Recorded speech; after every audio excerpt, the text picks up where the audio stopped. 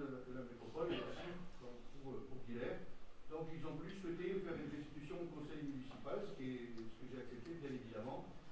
Il y aura une présentation pendant 25 minutes, et après on peut ouvrir une discussion. Et ensuite on entrera dans la séance du conseil municipal qui est essentiellement basée sur le rapport d'orientation budgétaire. Voilà. Merci à vous d'être venus. Je vous donne la parole sans plus attendre. Et donc, je ne sais pas qui prend la parole. Oui, Yoann.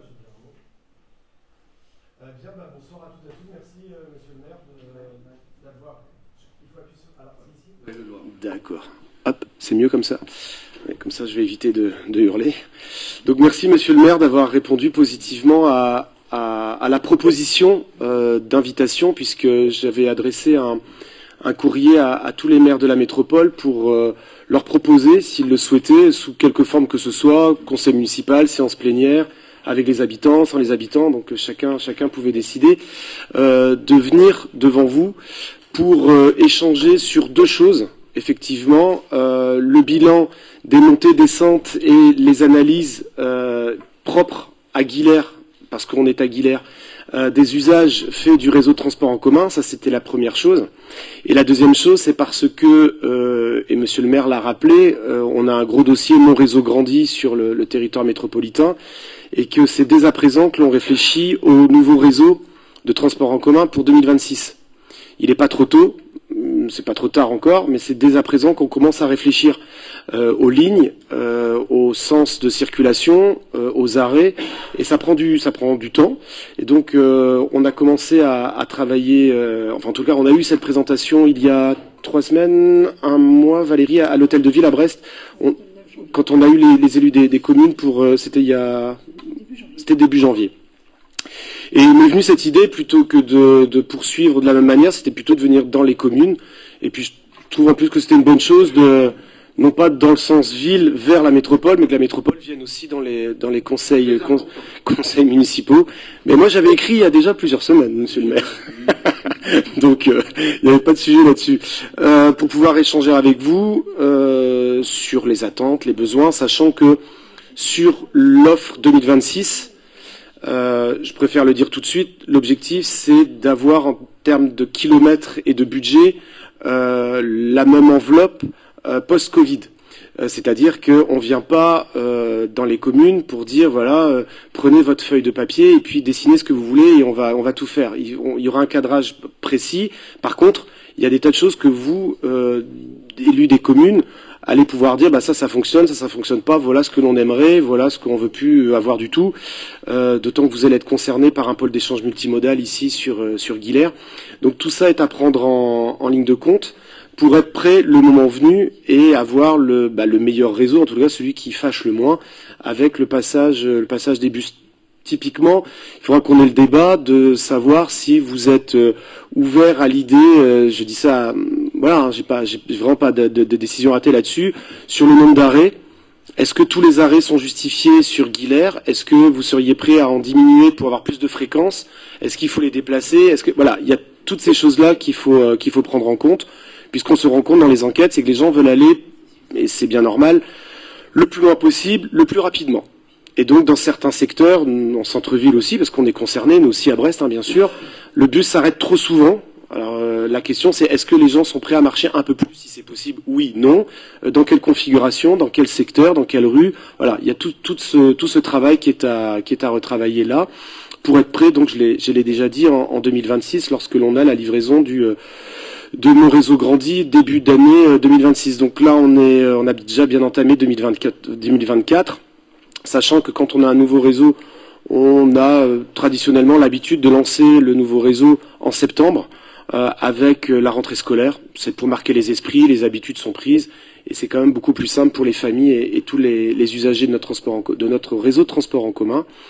Et voilà en fait, monsieur le maire, ce que je pouvais dire en propos liminaire. L'objectif, c'est de présenter déjà la situation sur Guilherme. On n'attend pas forcément de réponse ce soir et bien sûr, par rapport à 2026, l'idée c'est que vous puissiez peut-être vous en emparer et que Anselme Le Brezec, donc qui se présentera, mais qui est de chez Bibus, qui travaille précisément sur ces sujets-là, et Valérie Denis, qui est directrice adjointe des mobilités sur Brest Métropole, qui travaille côté métropole, donc avec moi directement, sur ces sujets du transport en commun et du réseau. Je ne vais pas dire que Valérie connaît par cœur le réseau de transport en commun de toutes les lignes des bus et des arrêts, mais presque. En tous les cas, le réseau de transport en commun Bibus, c'est un peu notre repère pour avancer. Donc voilà l'idée. Autant la présentation de la situation sur Guilher, vous allez découvrir certaines choses. Enfin, j'espère que ça va fonctionner, surtout ça. Et pour la suite, j'essaye, mais à un moment donné, si tu veux, je vais arriver à court. Donc, pour 2026, l'idée, c'est de vous laisser ce temps-là de réflexion. On se donne combien de temps, de toute façon, pour 2026? Parce qu'il y a la première étape, présentation de l'étude, enfin de l'étude de ce que l'on sait. Mais pour 2026, on a le temps des allers-retours entre les communes et puis la métropole avant l'été. Oui, au maximum, oui, qu'on puisse... Donc quand ça veut dire ça veut dire si vous pouviez faire ça encore avant, ça serait encore mieux. Comme vous allez pouvoir librement aussi vous exprimer, c'est qu'on puisse aussi étudier des choses, même si elles ne sont peut-être pas retenues, mais qu'on puisse les étudier. Si vous avez des idées auxquelles on n'a pas nous forcément pensé, mais que pour vous c'est super important, on a le temps de les chiffrer, on a le temps de les intégrer, et le cas échéant de les valider avec vous et de dire, voilà, on va modifier les choses. Dans le cadre de mon réseau Candy, dans la préparation des années que l'on prépare effectivement la mise en place des 2 nouvelles lignes de tram et de HNS, on avait évoqué plusieurs sujets sur Guilher, ce qui nous concerne, mais sur la métropole en général. Tu as évoqué le point d'échange multimodal à l'entrée de Guilher. Bien sûr, on l'accepte, mais il ne répond pas à notre demande. Toi, tu le voulais de l'autre côté. On le voyait en perspective de demain, déjà de le voir plus dimensionné que ce qu'il ne l'est aujourd'hui, puisque les structures foncières sont là, il y avait moyen de préparer quelque chose, puisqu'on parle de mode doux, c'était aussi peut-être d'éviter que ce flot de voitures qui vient de l'Iroise soit capté à ce niveau-là pour soulager le réseau routier le matin, parce que ceux qui le font tous les jours savent qu'il y a des moments où c'est très compliqué, qui plus est en période de travaux. Sortir des analyses de maintenant avec le délai, les minutes supplémentaires passées dans les transports en commun, quand on est en phase de travaux et comme on sait que c'est très compliqué, on ne pourra pas en ressortir quelque chose. Mais il y a déjà des chiffres, post-Covid, et donc on sait qu'on a déjà des lignes qui sont un peu compliquées. Bon, mais on ne peut pas demander... Je reviens, mais quand on a fait la première ligne de tram, avec vice-président à l'époque, Alain Masson, on avait trouvé un compromis sur des heures, sur des kilomètres comme ça, pour effectivement compenser ce que les communes étaient, comme nous, qui n'étaient pas desservis. Aujourd'hui, on n'est pas plus desservis, même si ça approche au niveau des Quatre Vents, l'hôpital et autres, l'avenue de Gorgeux, l'avenue Tarente. Bon, ça se rapproche de nous, mais c'est une étape. Bon, l'étape future, la prochaine étape, je dirais, je me situe dans 10-15 ans, ça sera peut-être d'avoir un BHNS qui vient jusqu'à l'entrée de la ville de Guilher, et parce que nos modes de fonctionnement auront évolué, nos modes de déplacement auront certainement évolué. Nous sommes dans une transition écologique et aussi énergétique, donc il y aura des nouveaux modes de transport qui vont se mettre en place. Et nous, ce qu'on souhaitait, c'est qu'on prépare tout ça, et les décisions qu'on pourra prendre maintenant servent aux Guilher de demain. Et je suis conscient qu'on ne pourra pas ramener les gens chez eux devant leur pas de porte. Il faudra essayer d'optimiser par quartier. Mais comme entre le moment où on prend la décision et le moment où c'est mis en place, une typologie dans un quartier peut évoluer. C'est-à-dire que tu as une jeunesse qui devient plus une jeunesse, voilà, et des nouveaux quartiers qui se créent, et des nouveaux modes de déplacement. Donc tout ça, il faut l'analyser, être un peu en avance, mais c'est tout cela qu'on verra dans nos rencontres. Et Et je crois qu'il faut qu'on trouve la solution pour que Guilher puisse bénéficier des évolutions et de l'avenir de ces mobilités. Voilà. Mais on est clairement dans cette dynamique-là, parce qu'on sait que le Pays d'Iroise amène un flot de véhicules sur la départementale depuis Saint-Renan, depuis Ticolo, et qui descend jusqu'à Pinfeld. Donc nous, clairement, on est dans cette idée-là que à moyen terme, long terme, on n'a pas de date précise, mais il faudra avoir une offre précise avec un espace dimensionné à la frontière entre Saint-Renan et Guilher pour avoir une offre de covoiturage avec le transport en commun adapté, mais sur le territoire métropolitain. C'est-à-dire qu'on ne peut pas mettre du réseau métropolitain de la métropole de Brest sur le Pays d'Iroise, ou alors il faut qu'il participe, ou alors il faut demander à Saint-Renan d'intégrer Brest Métropole. Mais plus sérieusement, c'est vrai que c'est un... Non, du tout. Mais c'est un vrai sujet pour nous de desservir correctement ce secteur-là, parce que on le sait au carrefour des 80, et vous le savez vous aussi, c'est compliqué.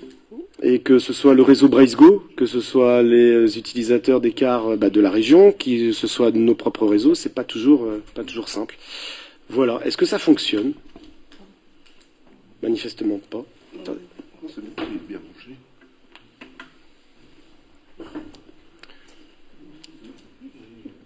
Non, écoutez. On va faire le débat avant la présentation. Il n'y a plus rien qui marche, même pas pour le conseil. Ah ouais, ça, c'est compliqué. Et vous avez essayé de faire, mais moi quand j'étais sur une balade dans les arrivé, il y avait.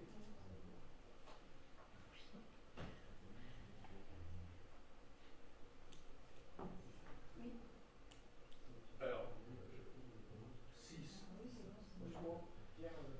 Ouais, c'est ça. C'est ce que tu avais eu quand tu étais venu en réunion. Parce que c'était le document qu'on avait transmis. Il a été envoyé exprès. En plus. Chez vous, Ouais, donc si Si on peut le transférer au sur le tablette, vous l'avez?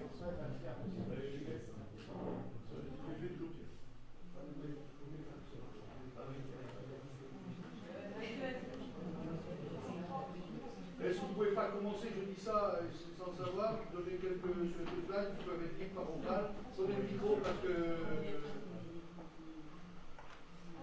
désolé, c'est leur technique, Ça arrive toujours.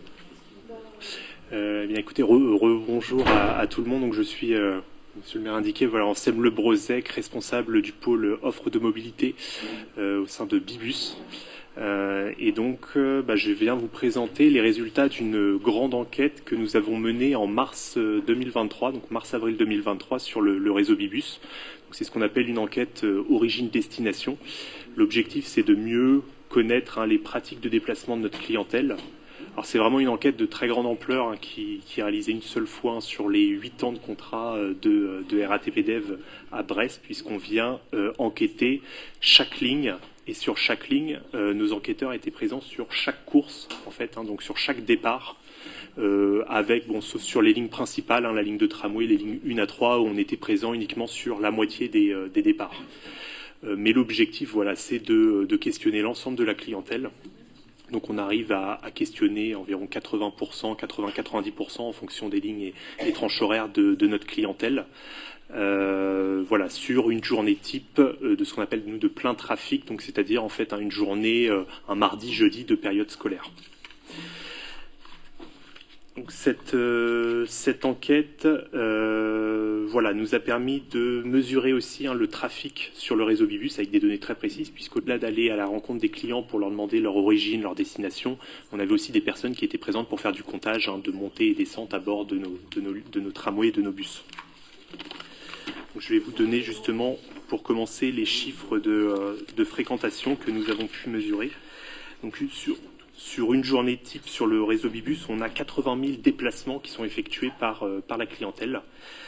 On est sur un chiffre qui est, disons, stable, légèrement en baisse par rapport à la dernière enquête de 2014, avec les effets de la crise sanitaire, du télétravail aussi qui se généralise. On en reparlera tout à l'heure quand on va parler des motifs de déplacement. Si on regarde sur le territoire de Guilher, donc pour tous les trajets, les déplacements au départ de Guilher, on est sur plutôt une hausse. Donc on est sur 724 déplacements au départ de Guilher sur une journée standard, classique. Voilà. Donc pour votre information, l'enquête a été réalisée en mars. On avait aussi un mouvement de grève qui a quand même beaucoup perturbé le fonctionnement du territoire et du réseau de transport, et notamment sur la ligne 12, la ligne principale, la ligne régulière de Guilher. On a dû reprogrammer les enquêtes puisqu'on avait un blocage le jour de l'enquête. C'était le 16 mars, on avait un blocage de la place Albert Ier. Donc on a dû reprogrammer une partie des enquêtes, voilà, pour avoir une vision plus représentative de la réalité. Dans le détail, alors ça c'est important, c'est que sur ce réseau, on a quand même 40% du trafic qui se concentre sur la ligne de tramway. Donc voilà, la ligne A de tramway, c'est 40% des voyages qui sont réalisés sur le réseau Bibus. Sur la ligne 12, on est à 2400 voyages par jour, donc ce qui veut dire qu'on a en moyenne, dans chaque véhicule, c'est 29 personnes, 29 voyages qui sont réalisés. Donc c'est une ligne qui est, je dirais, dans la moyenne des lignes périurbaines. Alors c'est une ligne qui fonctionne même plutôt bien parce qu'on a aussi une desserte, on a Guilher, on a aussi Bellevue, donc c'est une desserte qui est assez mixte. On a la desserte des facs. Et puis d'ailleurs on a toujours des sujets de fréquentation en heure de pointe avec quand même une forte concentration de tous les déplacements, notamment des collégiens et des lycéens. Voilà, qui se concentrent vraiment sur des tranches horaires assez précises d'heures de pointe du matin et d'heures de pointe du soir. Donc on a vraiment sur le réseau un phénomène assez marqué d'heures de pointe qui correspond au déplacement des collégiens, lycéens et puis aussi des actifs qui ont des horaires de bureau.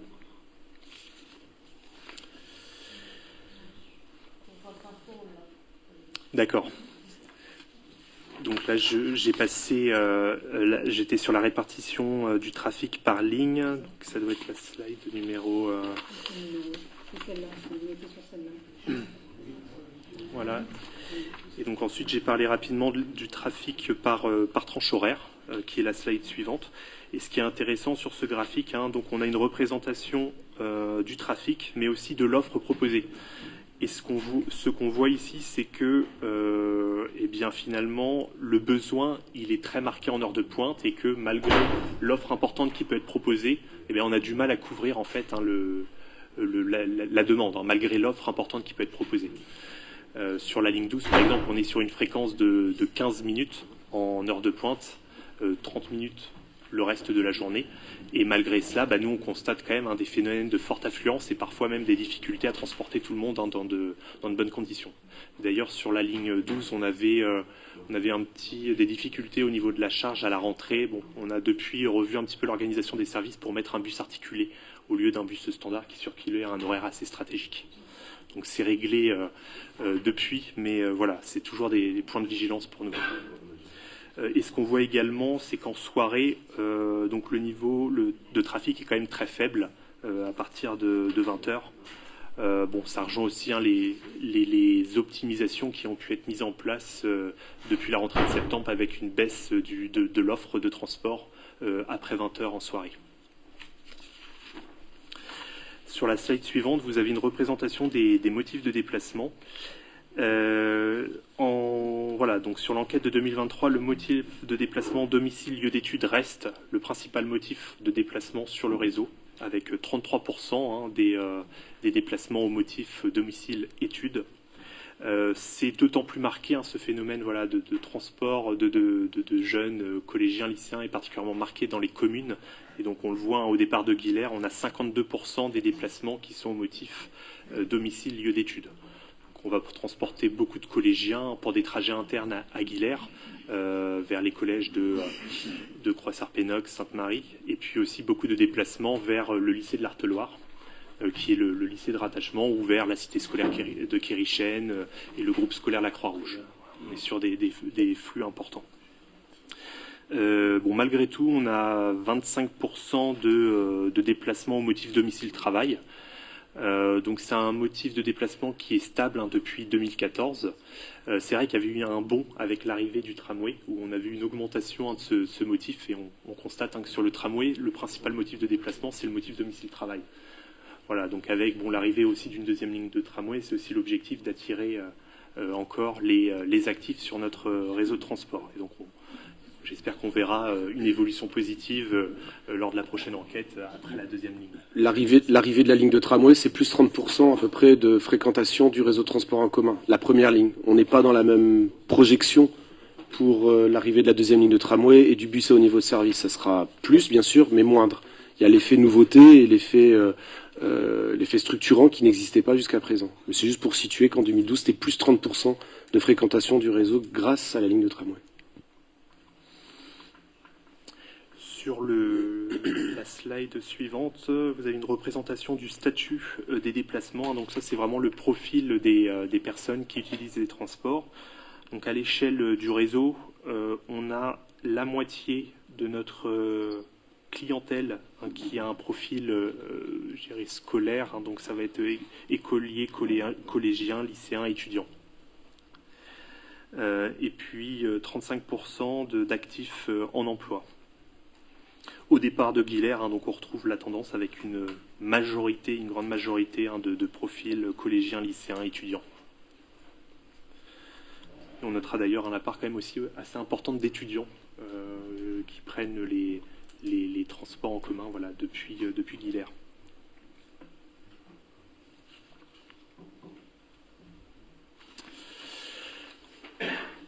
Ensuite, vous avez une représentation des titres de transport utilisés pour les déplacements. Et donc, alors, ce qui est intéressant, c'est qu'on a, depuis 2014, une augmentation de la part des abonnés sur le réseau Bibus. Donc, ça, c'est positif, hein, c'est-à-dire qu'on arrive à fidéliser notre clientèle. Et cette part d'abonnés est particulièrement marquée sur les communes du territoire, et notamment on voit qu'au départ de Guilher, 80% des déplacements sont faits par des abonnés. Donc ce profil abonné, c'est-à-dire des déplacements possiblement réguliers sur le réseau de transport. Voilà, et donc je vais passer à la slide suivante où vous avez les flux au départ de Guilher, tout motif.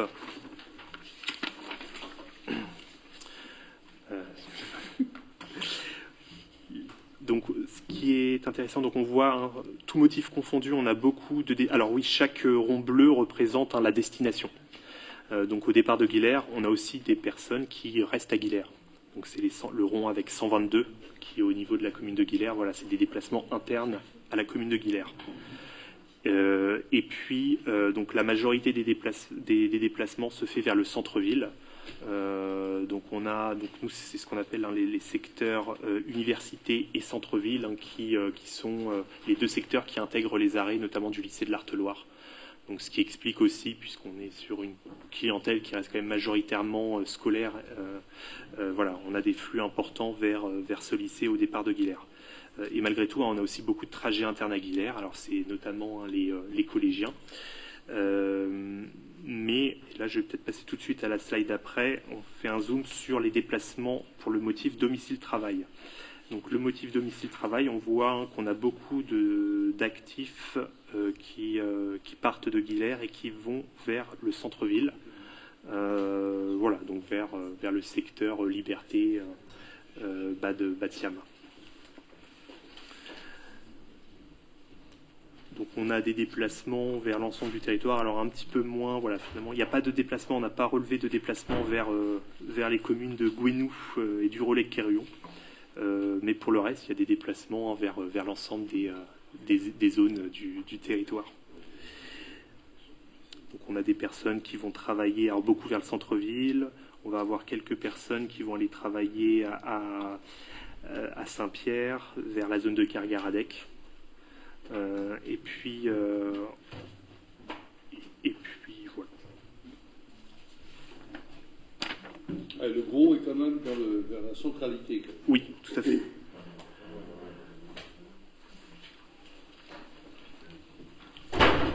Ok. Donc la présentation est... On a aussi un enjeu là-dessus, parce que c'est vrai qu'on voit que la centralité Liberté, Batiam, surtout Liberté, on a un réseau, vous l'avez bien noté, qui est un réseau en étoile. C'est-à-dire qu'on ramène tout sur le centre-ville pour repartir. Alors centre-ville, ça peut être Place Strasbourg, ça peut être Liberté. Donc l'enjeu que l'on a, nous aussi, maintenant, c'est d'avoir une offre à terme qui puisse permettre d'avoir une desserte, non pas en étoile, mais de bout en bout de la métropole. Parce qu'on a la spécificité sur la métropole brestoise d'être une demi-lune, on va dire. C'est pas comme Rennes. Nous, on a la rade au sud. Donc c'est juste un demi-cercle à desservir. Donc il faut que l'on travaille maintenant des gens qui, par exemple, viennent de Guilherme et veulent aller à Plouzané, n'ont pas la nécessité d'aller jusqu'à Liberté pour prendre un autre transport en commun. Donc il faut que l'on travaille activement sur l'axe, c'est pas un secret, hein, sur l'axe boulevard de l'Europe. Pour vous, le carrefour de 80, d'avoir une offre qui permette de desservir toutes les autres communes, sans forcément repasser par le centre-ville de Brest. Que ça réponde à Plouzané pour aller à Guipava, que Guilherme, mais pour aller sur d'autres territoires et pas forcément passer par le centre-ville, c'est un enjeu assez important pour gagner du temps et avoir une offre complémentaire qui n'existe pas à l'heure actuelle. Mais ça nécessite, Monsieur le Vice-président, aussi de retravailler le boulevard de l'Europe de manière assez conséquente. Tu le soulignes, mais c'est une demande que l'on a depuis très longtemps sur la commune de desservir, effectivement, tu as signalé, c'est l'étoile, on va vers la place de la Liberté et après on reprend des lignes.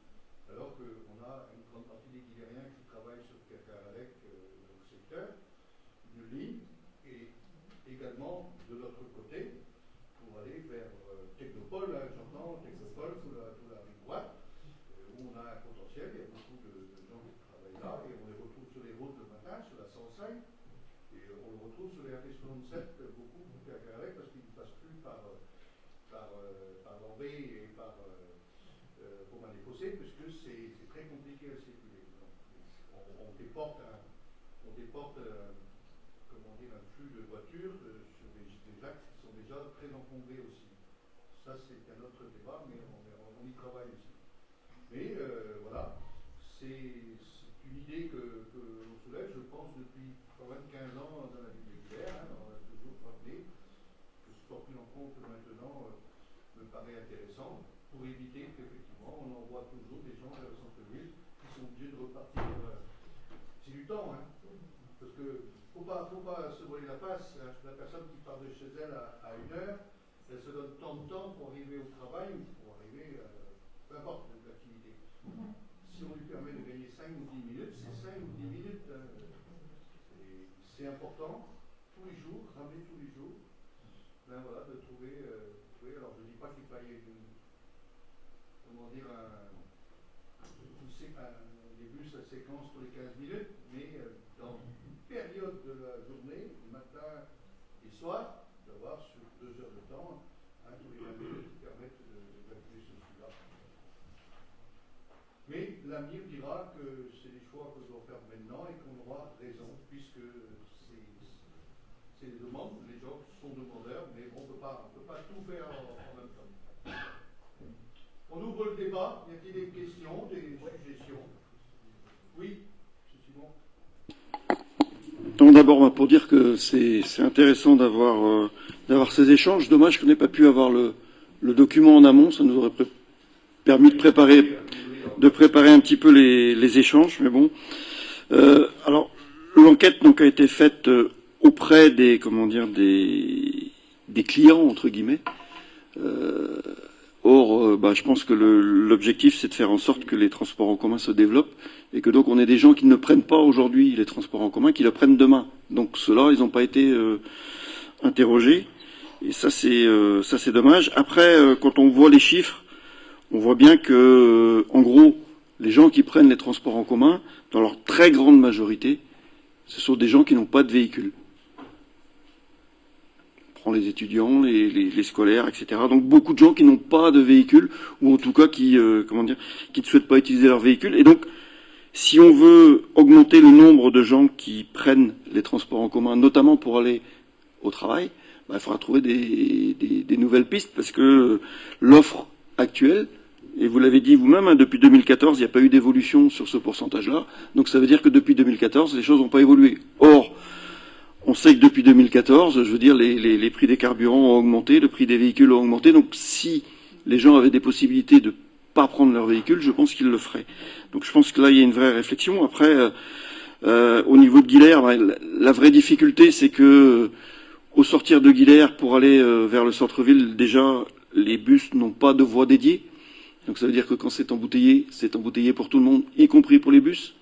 Donc du coup, il n'y a pas de gain de temps par rapport au fait de prendre son véhicule. Après, on peut se poser la question, avec le développement de la commune de Guilher en termes de surface, est-ce que l'avenir, c'est d'avoir toujours le bus comme il circule aujourd'hui, c'est-à-dire voilà, qui fait tout son tour dans Guilher, ou est-ce que l'avenir, c'est pas d'avoir, je dirais, un bus qui s'arrête à l'entrée de Guilher et après avoir une navette qui circule dans Guilher? Je pense que c'est une question, qu'il faut se poser, parce que il y aurait peut-être plus de gens à prendre aussi les transports en interne en Guilher s'il y avait vraiment une navette peut-être plus régulière. Et puis il y a la dernière question. Parce que si les gens, pour inciter les gens à prendre plus les transports en commun, il y a deux choses. C'est un, que le transport en commun soit pas plus long que s'ils prennent leur propre véhicule, et deux, que ça soit pas plus cher. Donc il y a aussi la question des tarifs, qui est, je pense, une question importante. Il y a plusieurs communes, certaines métropoles qui ont mis des dispositifs en place, soit de gratuité totale, soit de gratuité partielle, soit de tarification particulière. Je pense que si on veut vraiment développer le transport en commun, il y a bien évidemment augmenter l'offre, mais aussi faire en sorte que les gens se tournent vers ce mode de transport, et donc il faut les rendre attractifs. Tu veux répondre, Johan? Je dirais un mot sur 2-3 points. Vas-y. Ouais, merci Monsieur le maire. Juste quelques éléments, mais Valérie et Anselme pourront répondre également aux questions que vous avez posées.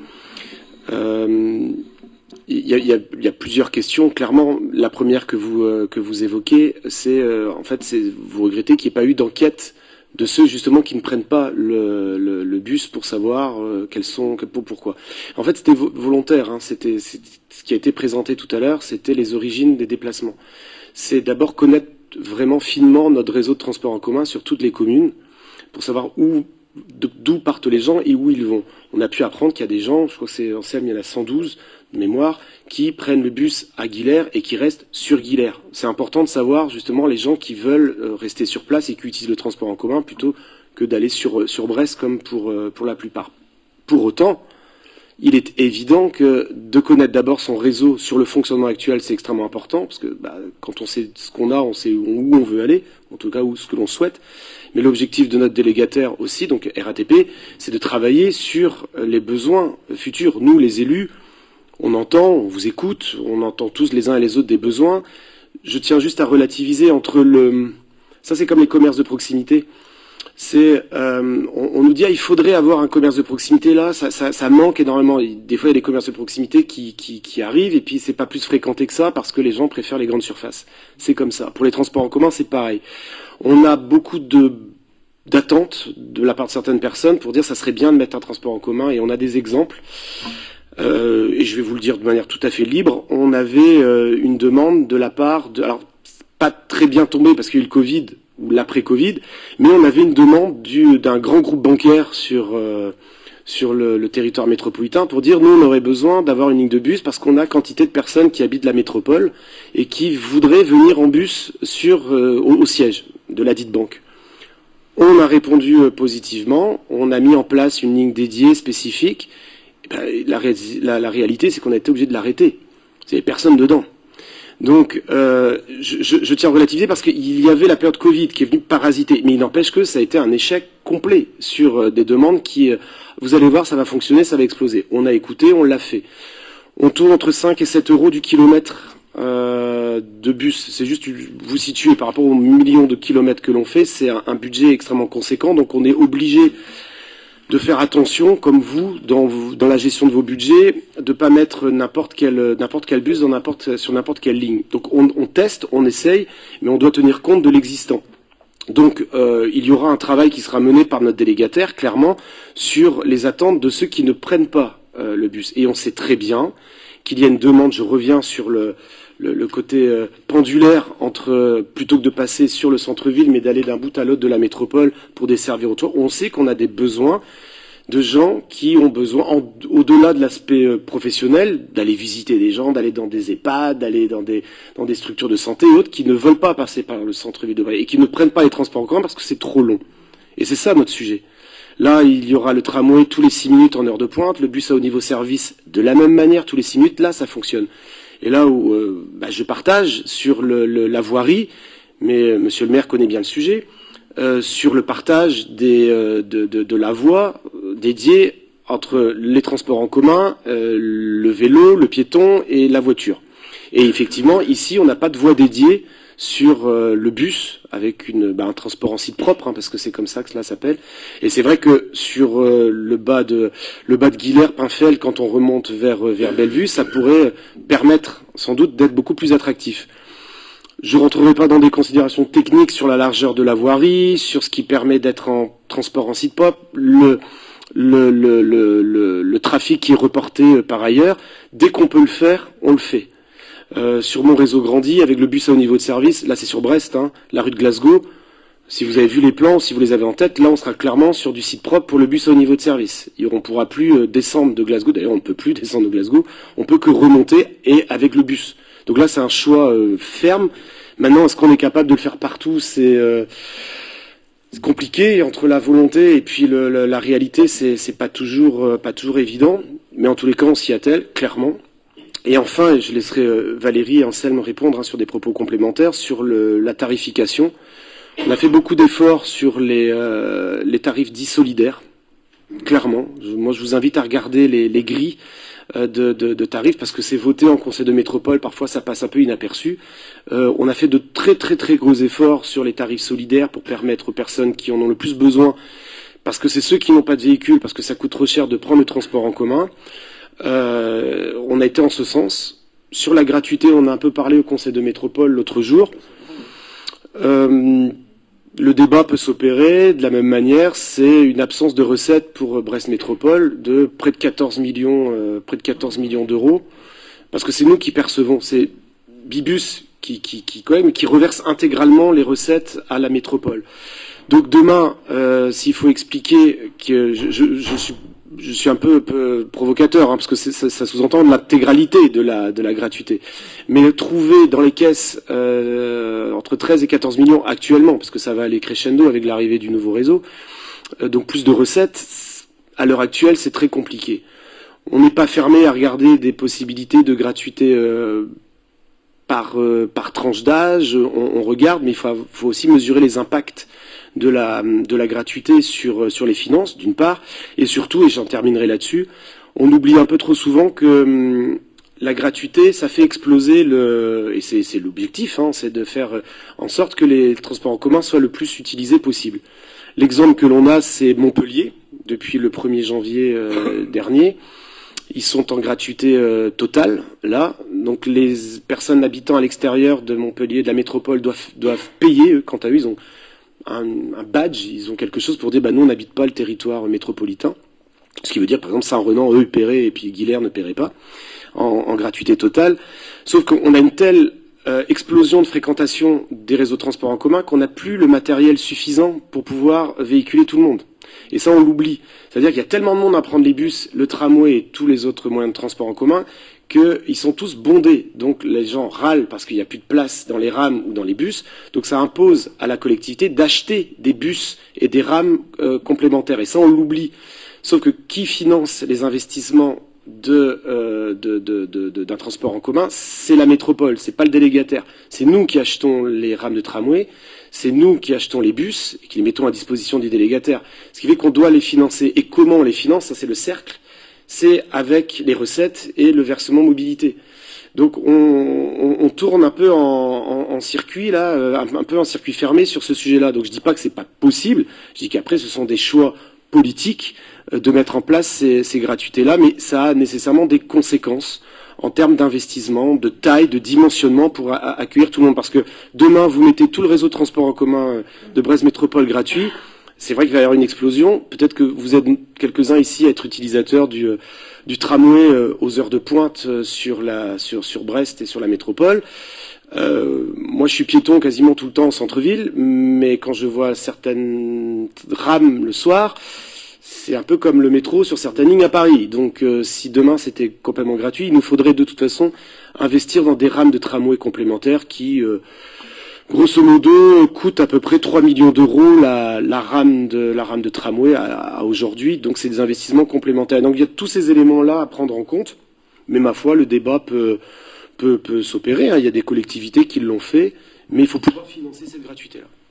Débat qui revient d'ailleurs quasiment tous les ans quand on parle des tarifs, ça revient le débat et on a toujours le même l'échange. Les gens voudraient que ce soit gratuit. Si c'est pas gratuit, c'est bien quelqu'un qui le paye, c'est le contribuable. L'argent, il va venir de quelque part. Juste un petit mot. On a eu le débat en amont des travaux qui sont aujourd'hui mon réseau grandit.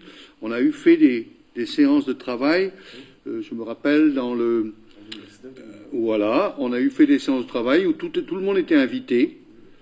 Tout à chacun était invité. Les réunions avaient été, c'était pas uniquement que les utilisateurs. Bien sûr, certains s'étaient déplacés. D'autres qui n'utilisaient pas étaient venus dire leur point de vue aussi. On avait évoqué plein de solutions, plein de choses étaient sorties de ces petits groupes de travail parce on était réunis en petits groupes avec sur des thématiques bien précises. Et oui, effectivement, on le dit depuis longtemps, Guilher, le temps que si la personne prend le bus en entrée et qu'elle fasse tout le tour, elle serait presque arrivée à Brest déjà le temps que de faire le tour dans Guilher. Donc il fallait peut-être trouver une autre solution. L'histoire de faire des navettes internes en étoile aussi à l'intérieur de Guilher pour arriver sur notre site d'échange multimodal de l'entrée, c'était depuis longtemps, on pense à ça, mais l'évolution fera qu'on va arriver à là. Et ensuite, donc notre projet n'était pas si idiot que ça d'avoir une grande plateforme où on capte Guilher, mais on capte tout ce qui vient de l'Iroise. Et deuxième chose, une voie dédiée pour aller sur Brest, effectivement, le jour où on aura un BHNS, il faudra, mais aujourd'hui ça s'y prête, avec quelques aménagements, mais à mon avis pas beaucoup, mais ça c'est la technique qui le dira, on pourrait le faire, mais l'avenir, ce sera ça, certainement, je vois pas autrement, et après, effectivement, pour aller sur Brest et au Cas de Vent, il y aura toujours des solutions. Mais voilà, l'avenir, on le prépare, on le construit, on en discute. Donc ça reviendra, les échanges encore, pour qu'après 2026, quand tout sera mis en place, il faudra aussi analyser le comportement des gens à ce moment-là. Il faudra attendre quelques mois, voire une année, voire 2 années, voir un peu comment les gens se comportent. Et après, c'est comme tout, hein, il faut réajuster, il faut reprendre. Mais tu l'as dit, une rame de tram, c'est coûte horriblement cher. Les bus électriques, pour en faire partie de la commission d'appel d'offres, donc je ne vais pas dire ici le montant d'un bus, mais c'est 3 fois le prix avec les frères, parce qu'on va sur des bus électriques. Je vous dis, franchement, et la technique n'est pas encore forcément au point, puisque l'autonomie, et puis après, là, on ne sait pas, on n'a pas de recul, même si certaines villes ont déjà un peu de recul, mais il y a beaucoup de solutions, et on essaye de regarder financièrement ce qui est l'optimum pour développer, mais c'est entre le centre qu'on a mis des millions dedans pour le rénover, pour remettre justement toute la transformation pour mettre les bus électriques, l'achat des bus électriques, je peux vous dire que c'est pas une mince affaire, hein. Il y a beaucoup de révolutions en même temps, là. Voilà. Voilà. Est-ce qu'il y a d'autres questions, d'autres interventions? Tu veux dire quelque chose, Valérie? Non? Non? Bon. Oui, Anne-Sophie? Juste rapidement, le gros a été, on en a déjà parlé. Déjà, je voulais remercier les services de Bibus parce qu'à chaque fois qu'on a des remontées sur des difficultés ponctuelles sur le réseau guilherien, vous réagissez très rapidement. Et donc, déjà, je voulais vous remercier là-dessus. Ensuite, on a parlé, alors déjà, je remercie le vice-président d'être venu jusqu'à Guilher. On a parlé justement de ce réseau en étoile qu'il faut travailler pour toutes les personnes qui travaillent sur le Technopole, sur la Cavale Blanche. Alors ce sera demain plus facile avec la deuxième ligne de tram pour aller jusque l'hôpital. Et puis donc la discussion qu'on a aussi abordée sur la ligne en interne sur Guilher et la projection qu'on aura sur les nouveaux quartiers qui vont arriver est importante à anticiper. Surtout le nord-ouest de Guilher, il faudra anticiper ça puisque la ligne est déjà longue. Et si on n'anticipe pas justement ces prochains quartiers, on aura des difficultés à l'avenir. Voilà. D'où l'intérêt d'un réseau en étoile aussi sur la commune. Voilà. S'il n'y a pas d'autres interventions, il me reste à vous remercier de vous être déplacés sur la commune. J'ai très bien noté qu'effectivement, les choses sont toujours, c'est quand on va sur le terrain, c'est qu'on va à la rencontre des collectivités. C'est toujours apprécié. Merci de cette intervention. Excusez-nous encore des problèmes techniques, mais bon, le principal a été dit et on peut le diffuser. Donc voilà. Donc il est sur vos tablettes a priori. Voilà. Oui, pardon. Oui, je voulais juste préciser un petit peu le cadre de travail là qu'on est en train de lancer ensemble, parce qu'on s'est mis quelques jalons un peu importants. Donc là, voilà, on rentre dans la matière. Donc on est, je dirais, à votre écoute. Hein, si vous souhaitez qu'on revienne techniquement avec Anselme pour récupérer un petit peu vos vœux. Hein. Après, voilà, nous, on a un peu l'idée. Après, on va y travailler nous en interne. Et puis l'idée de revenir après avec une première proposition au début 2025, ça met un petit peu de temps, et avec, comme disait Monsieur Nedelec, que les gens en général se décident en septembre sur leur mode un peu de déplacement. Là, la difficulté, c'est que le réseau, normalement, de 2026, il se met en place à la mise en service de la ligne de tram et du BHNS, donc plutôt au début 2026. Donc pas sur un mois de septembre. Et donc l'idée, voilà, c'est d'aller venir revoir un petit peu tous les acteurs premier trimestre 2025 pour en fait voter quelque part que le Conseil de métropole adopte le nouveau réseau au mois de juin à peu près 2025 pour qu'on puisse communiquer auprès des utilisateurs pendant l'été et que quand ils prennent leurs abonnements en septembre, ils savent que quel sera le réseau en janvier et voilà, s'engage en connaissance de cause puisqu'on a connu en effet quand on a fait le changement de réseau en janvier 2021 un peu ces difficultés-là. Donc on voudrait essayer de limiter un petit peu tous ces désagréments qu'on peut comprendre de personnes qui découvrent que ils se sont engagés en septembre et puis que la ligne elle a changé et que ça répond plus forcément à leurs besoins. Voilà, c'était ça que je voulais préciser.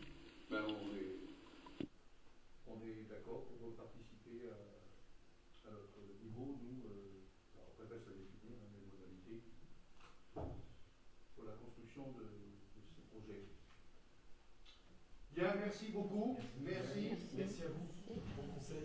Bon retour. Vous êtes venu en plus, monsieur. C'est sa question à la con. Ah ouais. Régulièrement. Bon, c'est bien. Bien.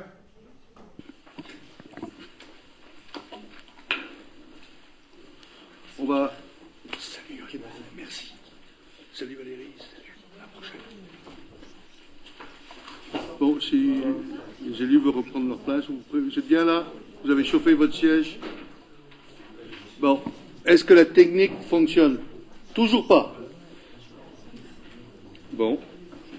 Bah écoutez. Je sais pas si...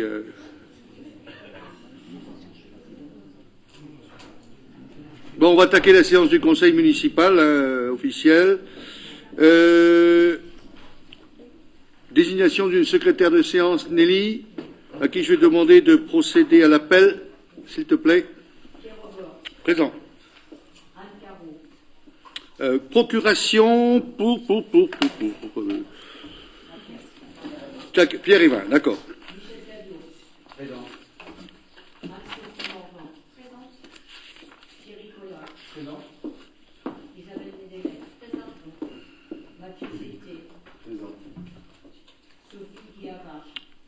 Procuration à Mathieu Seité.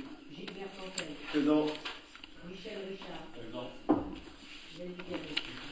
Marie-Françoise Campbell-Moudan. Alain Puel. Procuration à Gilbert Quintel.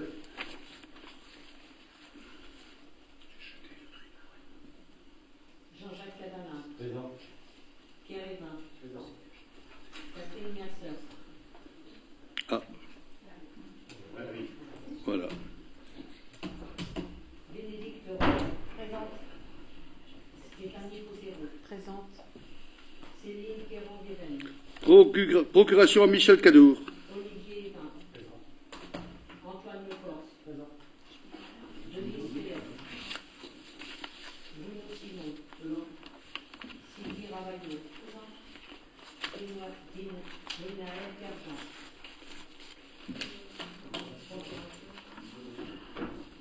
J'ai pas. Attendez, je sais pas. Non, enfin, pas en ma possession, moi, ce jeu. Non, j'ai pas. Ben, attendez, alors. Bon, à qui la procuration, alors?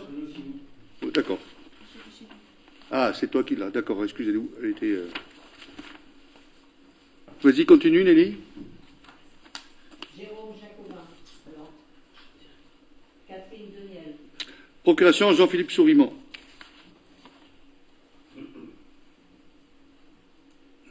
Jean-Philippe Sourimant. Emmanuel Lebas. Procuration à Thierry Collat. Bien, merci. Y a-t-il des questions sur le procès-verbal du Conseil du mois de décembre? Il n'y en a pas, donc je considère que c'est un accord. Merci beaucoup. Alors, le secrétaire de séance, à l'époque, c'était Michel. On te fera signer tout à l'heure, Michel. Le secrétaire de séance pour la commission plénière du 1er février, c'était Jean-Philippe Sourimant. C'est cela. En préambule, peut-être, de l'ordre du jour, un mot. Nous avons appris que nous aurions une fermeture des classes sur l'école Pauline Kergomar. Donc, à notre grand étonnement, à mon grand étonnement, bien sûr, nous avons rencontré donc l'inspectrice de circonscription pour lui faire part un peu de notre étonnement sur cette fermeture, alors qu'il y a des fermetures partout, hein, c'est global, c'est le moment où tout le monde est en train de prendre des décisions.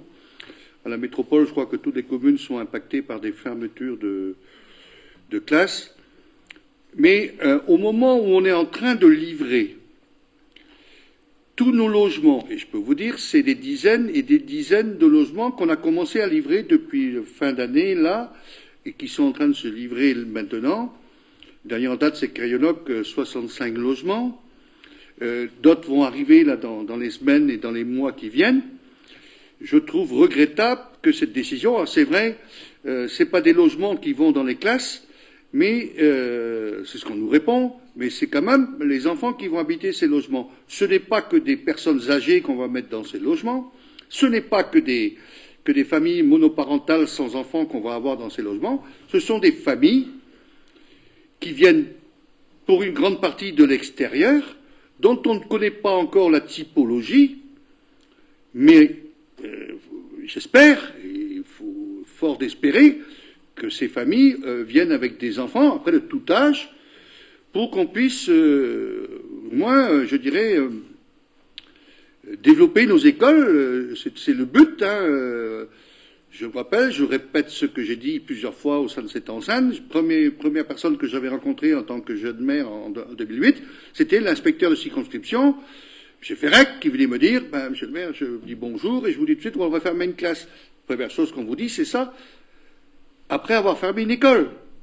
Rappelez-vous, donc, de 2006. Donc, je trouve que c'est un peu près... Alors, bon, bien sûr, je suis aussi, comme j'entends les parents, comme j'entends beaucoup l'école est très, très remontée. Moi aussi, je suis très remonté. Alors, on est en train de mettre tous des courriers. J'ai fait partir un courrier pour expliquer la situation, ce que je viens de vous évoquer là brièvement. mais j'ai fait remonter ces informations-là. Je sais que c'est pas ça qui va peut-être modifier, mais je dis mordicus que, attention, fermer une classe pour la réouvrir après, c'est une galère. C'est des galères et galères. Donc je sais que la démographie départementale n'est pas bonne, je sais que la démographie, si on n'y prend pas garde, ça va baisser, hein, c'est naturel. C'est un débat d'ailleurs d'actualité où on voit qu'il y a de moins en moins de naissances au niveau national et que les répercussions, si on a une population qui augmente, c'est plus une population avec des gens qui viennent de l'extérieur ou une population qui vieillit. Donc voilà. Mais j'ose imaginer, si on n'avait pas fait tous ces logements, on nous reproche des fois, mais si on n'avait pas fait tous ces logements, à quel stade on serait? Donc aujourd'hui, ça aura des répercussions pour l'école Pauline Kergobar. Alors je dis ça aura, si, mais il faudra sans doute se battre, enfin il faudra aussi se mobiliser, je sais que ça se le fait déjà, mais voilà, je regrette, alors qu'on va livrer énormément de logements sur la commune, qu'on nous annonce une fermeture de classe. Bon, voilà, j'ai fait valoir ces arguments à l'inspectrice qui, elle, ne découvrait pas, mais elle n'avait pas les chiffres. Et nous, aujourd'hui, les chiffres qu'on peut donner, c'est le nombre de logements qu'on va livrer. On n'a pas toute la typologie. Quand c'est au social, c'est du social, on sait à peu près ce qu'il y a, la typologie des familles, mais quand c'est du privé, on ne peut pas savoir tant que les gens n'y habitent pas. Voilà. Mais je peux vous dire qu'on est mobilisé pour que cette classe ne ferme pas et que nos arguments soient entendus là où il faut. Mais bon, je sais qu'il y a aussi des équations qui viennent de très haut et qu'il faut supprimer des postes et puis que pour en créer ailleurs et pour créer, bon, voilà. Mais ça me convient pas du tout. Voilà, je voulais le dire en préambule de ce conseil. Voilà. Oui. Oui. Vous avez un propos liminaire, on en a un aussi. Alors, on va se retrouver hein, sur ce dossier, donc sur la fermeture de classe de l'école Pauline Kergobar. Hein. Mais on en a un deuxième hein, qu'on aimerait aborder dans cette déclaration liminaire, qui est la problématique des centres sociaux. Donc sur le premier point, vous l'avez évoqué, donc la fermeture de classe à Pauline Kergobar, hein, un poste et demi quand même d'enseignants, donc du temps de direction en moins, donc ce qui alourdit significativement le nombre d'enfants par classe et donc pénalise les conditions de travail et d'apprentissage des enfants. Une annonce qui intervient avant même de connaître les effectifs réels attendus pour la rentrée 2024. Donc lors du point qu'on avait fait en conseil municipal à la rentrée scolaire de septembre 2023, on avait pu constater que les effectifs étaient stables. Donc pour nous, rien ne justifie une nouvelle fermeture de classe. Donc nous soutenons bien évidemment le combat des parents d'élèves et de l'équipe enseignante contre cette décision de fermeture. Le gouvernement parle d'un choc des savoirs, de priorité à l'éducation, d'investissement massif dans l'école primaire, et dans le même temps, il y a 60 fermetures de classes qui sont annoncées dans le Finistère, avec pour conséquence une dégradation des conditions d'enseignement et d'apprentissage. Donc, sur ce dossier, on se retrouve pleinement. Entre les mots et les actes, il y a visiblement un gouffre. Autre dossier préoccupant qu'on souhaitait aborder dans cette déclaration, c'est nous souhaitons relayer l'alerte des centres sociaux qui sont en grande difficulté. Depuis plus de 100 ans, ils font vivre la cohésion et le lien social partout en France, avec les habitants et en coopération avec les pouvoirs publics. Ils sont les ferments de dynamisme local, d'attractivité des territoires et de cohésion sociale. L'augmentation continue des charges met en péril la capacité des structures à agir. Elles ne peuvent plus faire le grand écart entre les demandes en termes de lien social, d'urgence sociale, d'animation et de développement social qui ne cessent d'augmenter, et un investissement public qui, lui, n'est pas à la hauteur. À court terme, les centres sociaux appellent au déblocage d'un fonds de soutien exceptionnel. À moyen terme, ils souhaitent construire, avec l'ensemble des co-responsables de la cohésion sociale, un nouveau pacte de coopération entre centres sociaux et pouvoirs publics et un modèle économique renouvelé en cohérence avec le sens du projet et de l'approche centre social dans les territoires. Sur ces deux points, nous souhaiterions un engagement fort du conseil municipal. Donc on a bien entendu vos propos sur le premier point, sur la fermeture donc, de classe de Pauline Kergobar. On aimerait peut-être aussi avoir votre positionnement sur cette problématique des centres sociaux qui est quand même assez criante. D'accord. Vous vouliez intervenir ? Oui. Mais je pense que peut-être Bruno a répondu. Je voulais savoir si, sur la fermeture de classe, est-ce que vous savez si c'est parce qu'il y a moins d'élèves ou si c'est parce qu'ils regroupent les élèves dans des classes, qu'ils augmentent le nombre d'élèves par classe? Je pense que c'est de l'arithmétique pure et dure. Hein. Vous avez une moyenne de gamins par classe. Si le chiffre est en dessous, c'est tout de suite, clac, voilà, on s'est supprimé. Voilà, c'est technique, hein, c'est un tableau, ça coche la case, c'est bon, ça coche pas la case, hop, une fois, deux fois, hop, terminé. Et nous, on défend l'argument de force, et de dire, mais vous ne les gamins qui sont aujourd'hui en train d'aménager là, je pense que s'ils viennent de l'extérieur, ils restent dans l'école pour finir l'année. Et en septembre, les parents vont faire le choix de les inscrire dans nos écoles à nous. Alors les écoles, il y en a trois. Il y a Châteaubriand, Polytechnique et il y a le privé, Sainte-Thérèse. Voilà. Mais de faire un calcul comme ça, et d'autant plus qu'on reçoit aussi les gens du voyage. Hein? Les gens du voyage, c'est important à une période de l'année où on a beaucoup de gamins qui viennent. Bon. Tout ça, bon, ce sont des arguments qu'on a essayé de défendre avec Isabelle, avec les services de la commune, Alain Belzon, mais voilà, bon, je trouve que c'est très arbitraire ce choix-là. Enfin, vous n'êtes pas dans combien 24 gamins, pop, vous êtes à 22,5 ou 23, allez, chut, on supprime une classe. C'est très arbitraire, je trouve. Bon, voilà, mais vous avez réagi en disant, voilà, en haut, il faut supprimer tant de postes, voilà. Alors, il y a quelques réouvertures, mais bon, c'est marginal comparé à... Voilà. Alors, en plus, il y a les filières bilingues, non bilingues, voilà, tout ça, ça vient dans le pot. C'est compliqué. Sur les centres sociaux, pas plus tard qu'il y a quelques heures, là, dans l'après-midi, j'étais en relation avec quelqu'un qui est chargé par la région de trouver des solutions pour résoudre les problèmes des centres sociaux, de la fédération des centres sociaux, puisqu'effectivement, vous l'avez dit, il y a une grosse crainte sur le devenir du fonctionnement des centres sociaux.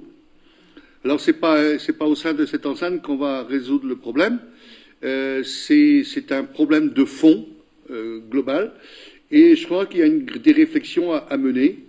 Alors, la personne que j'avais au téléphone voulait nous rencontrer avec quelques élus, je suis plutôt chargé du social, pour essayer de mettre sur la table, mais à titre général, des généralités, pas aller sur le problème précis du centre social de l'Agora, c'était tout simplement, d'une manière générale, comment on voyait les choses sur l'avenir, sur le pensée. Et effectivement, hein, vous avez dit 100 ans, mais en 100 ans, il y a eu des révolutions, il y a eu des changements, et c'est comme on parlait tout à l'heure des modes de déplacement, de mobilité, eh ben, on est en pleine période de grosses mutations. Ben, je pense que pour les centres sociaux, quel avenir? Je sais pas, il faut le construire ensemble, mais c'est vrai que de rester dans le même stratégie qu'auparavant, je pense que c'est aller droit au mur. C'est sûrement qu'il faut repenser les choses, les voir différemment. J'ai pas la solution ici, mais il faudra sans doute se mettre autour de la table avec tous les villes, les partenaires au moins toujours qui s'occupent qui participent pour l'élaboration des centres sociaux, et de voir comment on peut construire un nouvel avenir pour ça. Mais voilà, on est bien conscient. Hein, ils interpellent tout le monde et ils ont raison. Hein, c'est aussi leur fonds de commerce qu'ils défendent, et je trouve que c'est important. Tout à fait. S'il n'y a pas d'autres interventions, je passe tout de suite au premier point de l'ordre du jour. Alors, Michel, c'est toi qui fais le compte rendu de la délégation du maire en l'absence de Anne Caro. D'accord. Donc le point 1, passation d'un marché public de travaux avec la société Alpaga pour la sécurisation du site du jardin Pierre Stervinou pour un montant de 34 330 € hors taxes, et du complexe sportif Louis Ballard pour un montant de 79 330 hors taxes suite à la tempête Ciaran, soit un montant total de 109 260 € hors taxes. Deuxième point. Demande de subvention auprès de l'État au titre de la dotation de solidarité en faveur des équipements des collectivités territoriales touchées par la tempête Ciarán. Le montant sollicité étant de 59 655 pour une dépense à hauteur de 198 850 hors taxes. Passation d'un avenant au marché public conclu pour les travaux d'aménagement d'une aire de jeu, d'un parking et l'installation d'un bloc sanitaire automatique aux abords de la maison Saint-Albert. Le montant du présent avenant est de 27 701 € hors taxes, portant le nouveau montant du marché public après avenant à hauteur de 288 791 € hors taxes. Le délai global d'exécution des travaux liés au présent marché est fixé jusqu'au 29 février 2024. Le quatrième point, passation d'un avenant au marché public conclu pour les travaux d'aménagement de voirie, lot numéro 1 du lotissement communal de Couatbian avec la société Carleroux portant sur la réalisation de travaux de voirie d'un montant de 4 900 € hors taxes, portant la valeur totale du marché à 200 991 € 70 centimes hors taxes. Merci Michel. Y a-t-il des questions? Il n'y en a pas, il n'y a pas de vote. On continue. C'est encore à toi sur la modification du tableau des effectifs et des emplois. Afin d'apporter les ajustements nécessaires liés à l'évolution de l'organisation de la collectivité, il est proposé de créer un poste d'agent d'accueil de l'agence postale communale et d'accueil général et associatif à hauteur de 18,35e annualisé sur les grades d'adjoint administratif à adjoint administratif principal première classe. Il est proposé au Conseil municipal de valider à compter du 1er mars 2024 la modification ci-dessus au tableau des emplois et des effectifs. Bien, merci. Y a-t-il la commission a vu le dossier? Y a-t-il des questions, d'intervention? Il n'y en a pas. Je soumets au vote. Y a-t-il des gens qui ne prennent pas part au vote? Des avis contraires, des abstentions? Unanimité, merci. Point suivant, Michel, c'est le ROB. Vu le Code général des collectivités territoriales et notamment ses articles L 2312-1 et D 2312-3, vu l'article 107 de la loi numéro 2015-991 en date du 7 août 2015, dit loi NOTRe, considérant l'obligation pour les communes de plus de 3 500 habitants d'organiser un débat d'orientation budgétaire dans un délai de 2 mois précédant l'examen du budget, considérant que le débat d'orientation budgétaire doit s'appuyer sur un rapport sur les orientations budgétaires, les engagements pluriannuels, ainsi que sur la structure et la gestion de la dette. Considérant que, conformément au règlement intérieur du Conseil municipal, pour la préparation de ce débat, il est mis à disposition des conseillers en mairie ou par voie dématérialisée, 5 jours avant la séance, des données synthétiques sur la situation financière de la commune, contenant notamment des éléments d'analyse rétrospective et prospective. Considérant que ce rapport annexé à la présente délibération doit donner lieu à un débat et faire l'objet d'un vote, il est proposé au Conseil municipal de prendre acte du débat d'orientation budgétaire. Merci. La commission a vu le dossier. Bon, le dossier a été détaillé en commission. Je pense que les questions ont été posées, les compléments d'information ont été transmis. Y a-t-il d'autres questions? Oui. Oui, s'il vous plaît. Mesdames et messieurs les conseillers municipaux, monsieur le maire, le rapport d'orientation budgétaire a vocation à éclairer les élus sur le projet de la collectivité. Il prépare le débat budgétaire et doit donner aux élus en temps utile les informations nécessaires pour leur permettre d'exercer effectivement leur pouvoir de décision à l'occasion du vote du budget. La lecture du rapport 2024 laisse apparaître de telles différences avec celui de 2023 qu'il est difficile d'y voir clair. Un exemple, en dépenses et en recettes d'investissement pour les 3 années suivantes, le rapport 2023 donne une prévision d'1 871 000 €. Le rapport 2024, lui, donne 7 081 000 €, soit 4 fois plus, et ceci sans nouveaux projets annoncés, en tout cas pas dans le détail. De plus, on l'a déjà dit les années précédentes, ce qui devrait être un débat n'est en fait qu'une présentation des orientations sans qu'aucune inflexion finalement ne soit possible. Vous présentez un rapport parce que la loi vous y oblige. Je ne vais donc pas m'étendre sur les actions que vous envisagez, elles se feront ou ne se feront pas. Je vais plutôt m'attarder sur les méthodes et les leviers qui vous ont permis d'inscrire votre programme d'investissement jusqu'en 2026, programme que l'administration, je cite, juge tenable. Premièrement, la prudence n'a pas duré bien longtemps. Je pensais naïvement que les leçons auraient été tirées des événements Covid, inflation, tempête et de leurs conséquences sur le budget communal. À moins que vous ne puissiez lire la tendance 2024 dans une boule de cristal, finalement, rien ne garantit un avenir plutôt dépourvu de surprises. Fort de cette expérience, la logique conduirait plutôt à maîtriser la dette, à assainir le budget et garder des marges de manœuvre en cas de coup dur. Mais non, le choix semble être fait d'emprunter 900 000 euros pour terminer ce mandat tout en augmentant la pression fiscale. Vous prévoyez en effet d'augmenter de 2% le taux de fiscalité ces 3 prochaines années, en sus des augmentations prévues des bases pour boucler le budget. Rappelons que les recettes liées aux impôts et taxes sont passées d'un peu plus de 4 millions en 2020 à plus de 5 millions en 2023 et une prévision de 5,7 millions quasiment en 2026.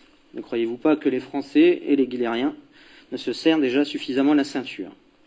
Vous avez décidé de finir ce mandat en faisant fi du message de la Chambre régionale des comptes, être vigilant, je cite, être vigilant sur l'équilibre entre la pression fiscale et le recours à l'emprunt pour des opérations strictement nécessaires, des précautions qui sont visiblement difficiles à tenir à 2 ans des prochaines élections municipales.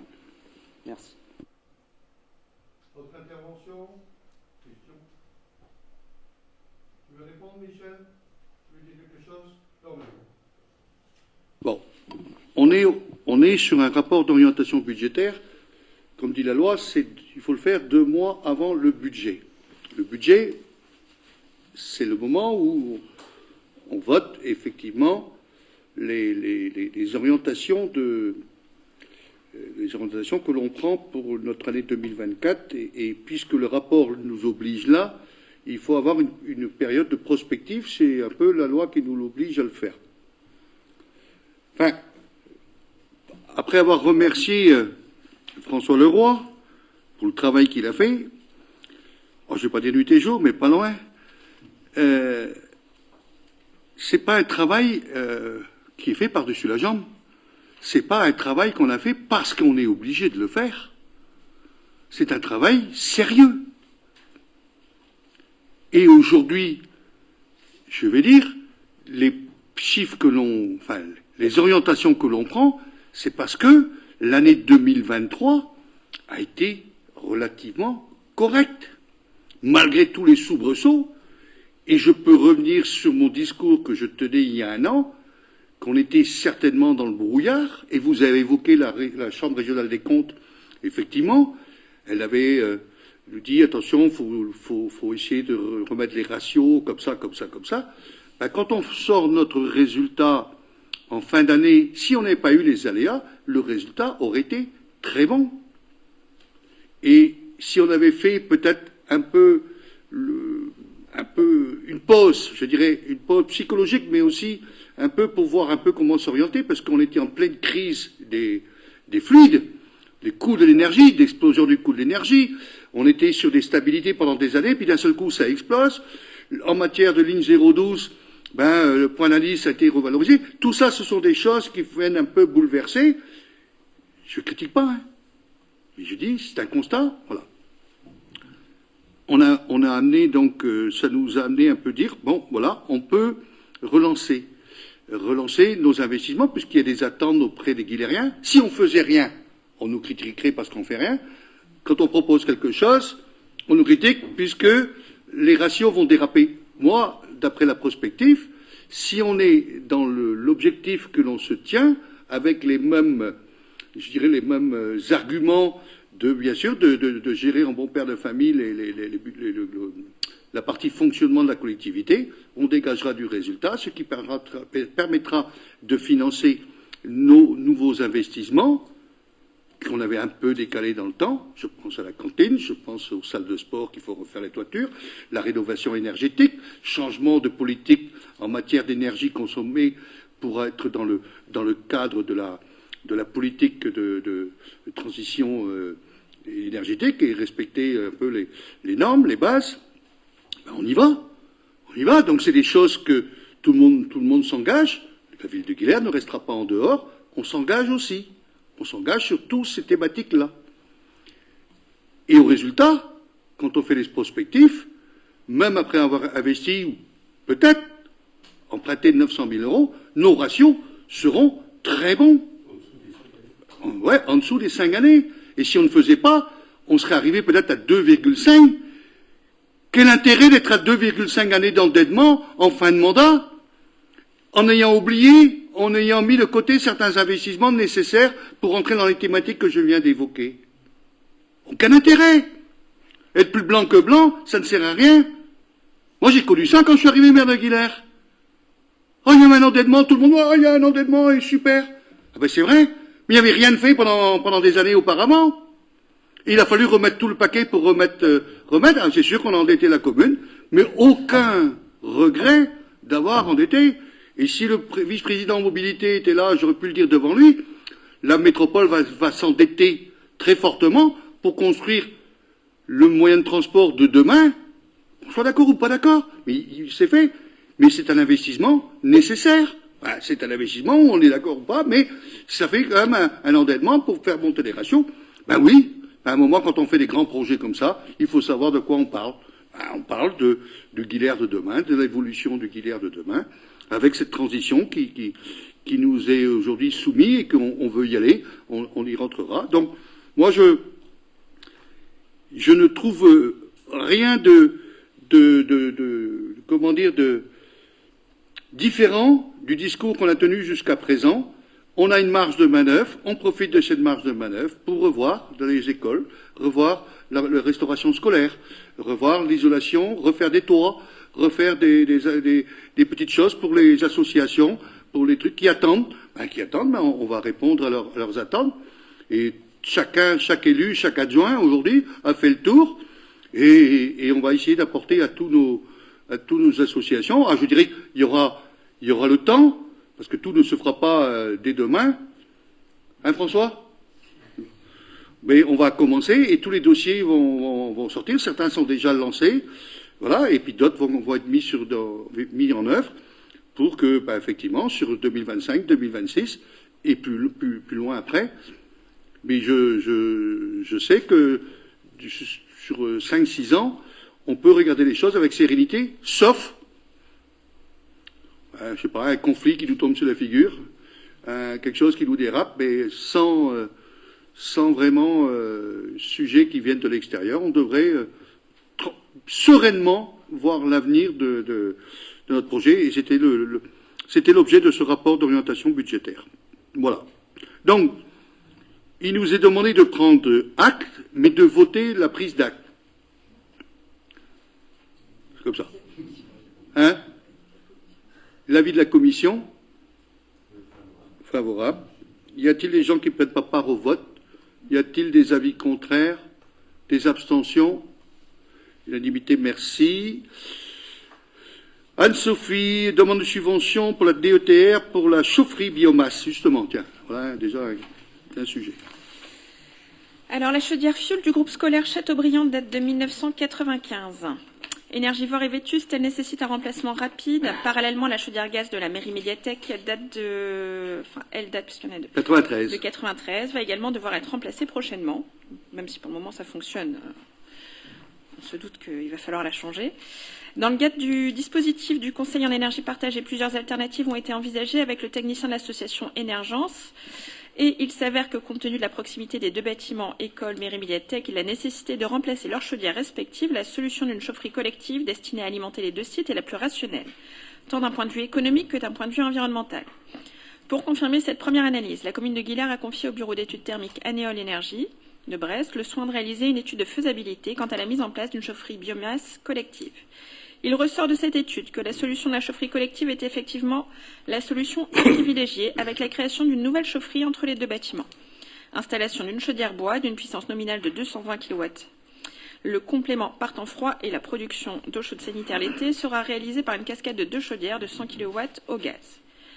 En termes de coût de fonctionnement annuel, cette solution technique permet d'envisager 49% de gains par rapport à la solution de référence correspondant au système de chauffage actuel, fuel-gaz. Le temps de retour sur investissement est évalué par le bureau d'études à 9 ans par rapport au système actuel. Le coût des travaux est estimé à 453 000 € hors taxes, honoraires et frais annexes compris. Le planning prévisionnel de ces travaux est le suivant. Démarrage des travaux en juillet 2024 pour une fin en décembre 2024.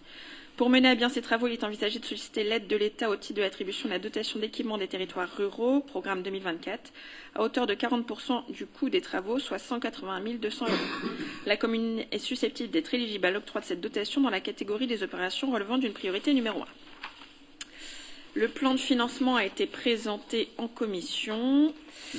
Les crédits nécessaires à la réalisation de l'opération seront inscrits au budget primitif 2024. Il est proposé au conseil municipal d'approuver le projet des travaux détaillés ci-dessus, de valider le plan de financement prévisionnel présenté, d'autoriser monsieur le maire à solliciter une subvention au titre de la DETR, programme 2024, ainsi que toute autre subvention susceptible d'être accordée pour la réalisation de ces travaux. Merci. La commission a vu le dossier. Y a-t-il des questions, des observations? Oui. Monsieur le maire, mesdames et messieurs les conseillers, nous sommes bien évidemment satisfaits que cette option de chaudière bois soit retenue. Et cette délibération fait penser à celle du 15 octobre 2020. En effet, monsieur Jacopin, vous interrogez sur l'hypothèse de ce type de chaudière pour les bâtiments communaux. Votre réponse était alors: si l'on fait venir du bois par bateau de l'autre bout de la planète, ce n'est pas intéressant en termes de développement durable. Pour rappel, la filière bois Bretagne est pourvoyeuse d'emplois, 15 000 salariés et plus de 3 000 entreprises, et porteuse de valeurs environnementales. Le bois en Bretagne représente la première énergie renouvelable. La logique de filière s'applique à planter, gérer, valoriser la ressource en arbre. Le bois énergie n'est pas la finalité première, il n'est qu'une conséquence de la valorisation du bois d'œuvre. Nous ne pouvons que nous féliciter de votre changement de vision sur ce dossier. Vous avez l'art et la manière de voir les choses. Quand j'ai répondu ça en 2020, où était la filière bois? Où en était-on? La filière bois s'est organisée aujourd'hui. Les prix sont en train de se stabiliser. Je vous rappelle que pendant la période de crise énergétique, quand on a vu le montée du prix du fuel, le prix du bois avait augmenté aussi presque d'autant, dans les mêmes proportions, au moins toujours, que le machin. Donc, vous savez, la situation est plus... Enfin, la solution à trouver est plus compliquée que ce que vous voulez dire. On avait le choix aussi, je le dis comme je le pense, nous avons du gaz produit sur la commune. Je dis bien du gaz produit sur la commune. Et on avait ce choix-là aussi qui se posait à nous de passer un contrat avec ce producteur de biogaz, je dis bien de biogaz, voilà. Et voilà, il a fallu qu'on aille voir, on est allé voir à l'extérieur, dans d'autres régions, comment ça s'organisait cette filière. Il y a des gens qui sont beaucoup plus organisés que nous. Demain, effectivement, le fait qu'il y ait beaucoup de sociétés, de structures, communales ou pas, qui se perfectionnent, avec des produits qui se perfectionnent et qui peuvent nous apporter, comme quoi on a une garantie de fonctionnement de ces nouvelles structures de chaudières, parce que ce n'est pas non plus quelque chose de simple. On va avoir un mécanisme. Aujourd'hui, vous branchez le fioul, le gaz, c'est facile. On passe une fois de temps en temps. Ici, il faudra de l'entretien, il faudra de la maintenance, avec des outils qui vont s'user. Bon, voilà, tout ça, ça a été analysé. Et aujourd'hui, dans le rapport qu'on a fait avec le cabinet d'études Anéol, c'est ça, la solution, il y a eu plusieurs solutions proposées. C'était celle-là qui était la plus économique et la plus écologique. Bon, voilà. Moi, à partir du moment où on me propose et qu'on ne fasse pas venir le bois, je l'ai dit, de l'autre côté de la planète, à l'époque, je savais qu'il y avait des bateaux de bois qui arrivaient pour alimenter des structures. Bon, voilà. Moi, faire ça, le bilan carbone, si on dit il vient du port de Brest à ici, si le bilan carbone n'est tenu que on tient compte que de ça, alors qu'ils ont fait 6 ou 7 000 kilomètres en bateau avant, bon, on se fout de la gueule du monde. Aujourd'hui, on sait qu'il y a des entreprises dans le secteur qui peuvent produire ce bois et qui vont encore s'adapter pour produire ce type de bois, là, ces plaquettes que l'on va mettre dans cette chaudière-là, donc on y va. On n'a pas encore, on a une estimation d'un chiffre, mais on reviendra devant vous. Voilà, c'est comme toujours, on nous dit, c'est ce chiffre-là que vous avez présenté, les 453 000, c'est l'évaluation aujourd'hui d'un futur projet, mais on n'a pas encore sorti le cahier des charges et l'appel d'offres, et on reviendra devant vous quand on aura sorti tous les éléments. Voilà. L'avenir est là. Je ne dis pas que ce sera l'avenir pour toutes les structures de la commune. Peut-être que d'autres, aujourd'hui, on a des chaudières à gaz. Bon, voilà, ça fonctionne. Qui sait que demain, peut-être, on aura plus de biogaz dans nos réseaux et peut-être qu'on aura intérêt de signer des contrats. J'en sais rien. Mais l'évolution nous fera faire des choix. Mais ce choix, aujourd'hui, voilà, c'est le choix qu'on fait pour notre réseau des écoles et de la mairie de la bibliothèque. On passe... Oui, tu voulais dire quelque chose, Sophie? Rapidement. Donc en effet, la question s'était posée de quelle énergie nous allions choisir. L'idée, c'était de diversifier les énergies sur la commune, donc savoir où on allait mettre quoi. Donc ici, on a décidé du bois, mais on n'est pas fermé à mettre du biogaz ailleurs. C'était justement la discussion, est-ce que c'était ici qu'il fallait mettre du biogaz ou pas. Donc on n'était pas fermé là-dessus.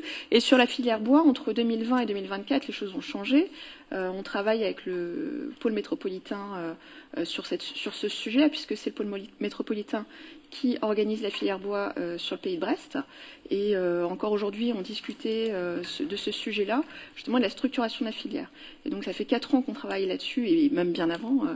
Et aujourd'hui, on a pu structurer la filière, on est sûr d'avoir la ressource. Et c'était un des critères dans nos demandes au bureau d'études, c'était de s'assurer qu'on avait la ressource sur place, ce qui est le cas pour le bois plaquette, ce qui serait déjà plus discutable sur du bois granulé, enfin sur du granulé. Donc c'est pour ça qu'on a fait ce choix-là. Ouais. Merci. On passe au vote. Y a-t-il des gens qui ne prennent pas part au vote? Y a-t-il des avis contraires, des abstentions? Unanimité, merci. Point suivant, toujours toi. Cession du bien immobilier, 14-16 rue Charles de Gaulle. Charles de Hire, pardon. Arrivé. La commune de Guilher est propriétaire de l'immeuble situé 14-16 rue Charles Le Hire, construit sur une parcelle d'une contenance totale de 578 m², cadastré section BC numéro 120. Édifié en 1979, cet immeuble comprend un local commercial de 327 m² qui abritait l'activité du bureau de poste en appartement, un appartement de 118 m² à l'étage, un garage et un sous-sol. Suite à la décision de la Poste de fermer son agence postale, le conseil municipal du 6 juillet 2023 a constaté la désaffectation de l'immeuble et a prononcé son déclassement de domaine public. Dans la perspective que soit réalisée sur ce bien une opération de renouvellement urbain qui conservera la structure existante, il est envisagé de la céder à la SAS Fimar, dont le siège social se situe 43 route de Carscao au Relais-Quéruon. La société Fimar envisage de conserver un immeuble à usage mixte, en aménageant un local pour accueillir une activité au rez-de-chaussée et 4 logements au premier étage. Comme indiqué dans l'avis des domaines qui a été sollicité afin d'estimer la valeur vénale du bien, le local présente un état général passable. Le projet devrait nécessiter des travaux lourds de dépollution relatifs au plomb et à l'amiante présents dans les sols, dans les cols et au niveau des carrelages. En conséquence, il est envisagé de fixer le prix de cession du bien à 260 000 €, les frais liés à cette transaction étant à la charge de l'acquéreur. Il est proposé au conseil municipal d'approuver les dispositions qui précèdent, d'autoriser la cession à la SAS Fimar de la propriété située 14-16 rue Charles Le Hire à Guilher au prix de 260 000 €, les frais afférents étant pris en charge par l'acquéreur, d'autoriser Monsieur le maire à signer les documents nécessaires à cette transaction. Merci. La commission a vu le dossier? Oui, avis favorable. Merci. Il y a des questions? Oui. Oui. Ouais, j'aurais une question puisque l'avis des domaines donc précise que la demande donc émane de la mairie de Guilher en date du 29 août 2023 avec une visite de l'immeuble le 15 septembre de cette même année. Donc la valeur vénale, c'est-à-dire donc le prix auquel ce bien pourrait être vendu sur le marché dans les conditions normales de marché, est évalué à 300 000 €. assortie d'une marge d'appréciation de 10%, soit une fourchette entre 270 000 et 330 000 euros. Le prix de cession soumis au Conseil est de 260 000 euros. Donc, quelle est la raison qui vous a conduit à proposer une valeur inférieure au minimum proposé par les services des domaines? Est-ce que c'est, lié au fait qu'il y a de la présence d'amiante et de plomb qui fait que la valeur a été réduite par rapport à la préconisation des domaines? D'accord. Alors, il y a effectivement ce point-là. Je vais y revenir.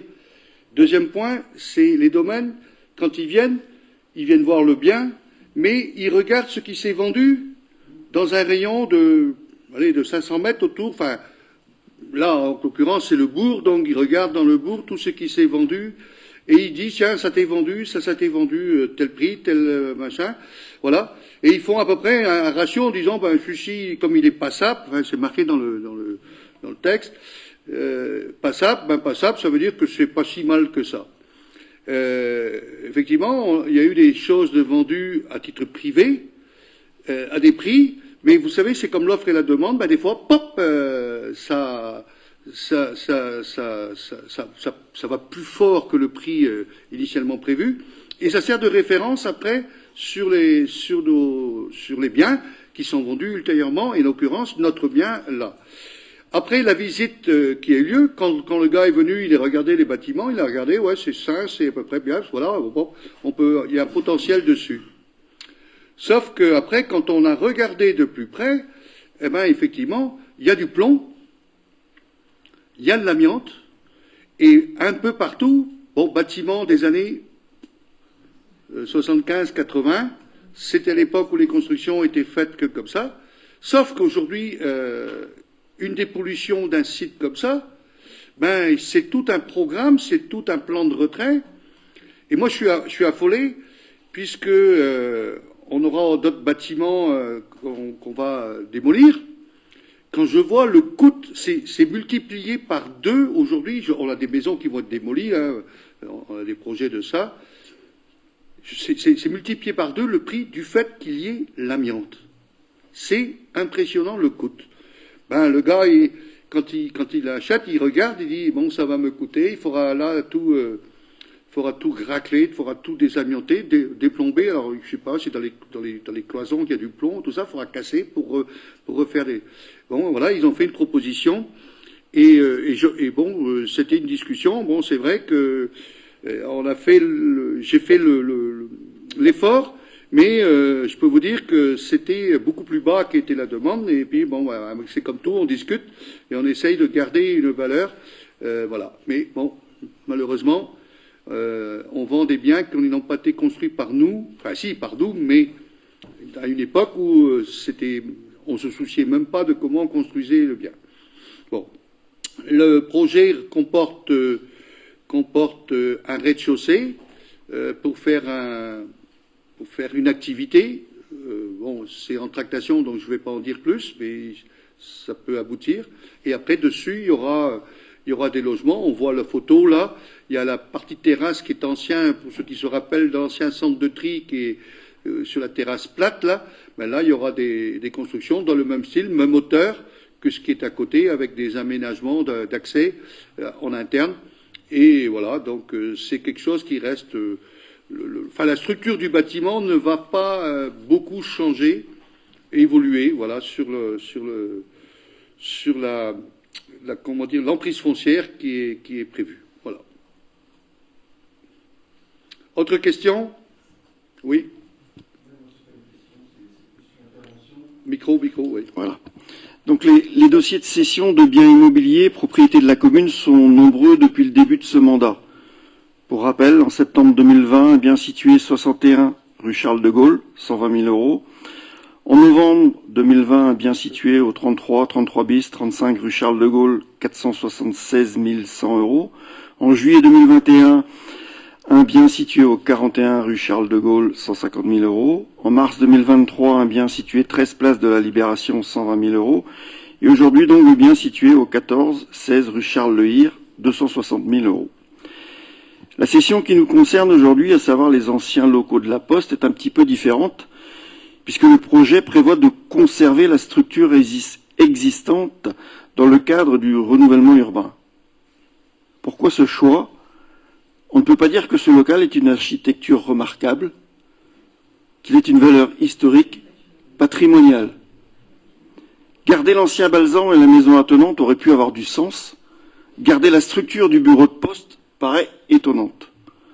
La commune était propriétaire de plusieurs biens dans et proches du centre-ville.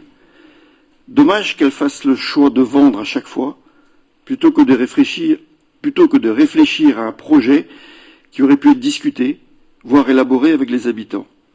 Évidemment, c'est plus long, cela demande plus d'implication des élus, mais au final, le résultat peut correspondre aux attentes et aux besoins des habitants.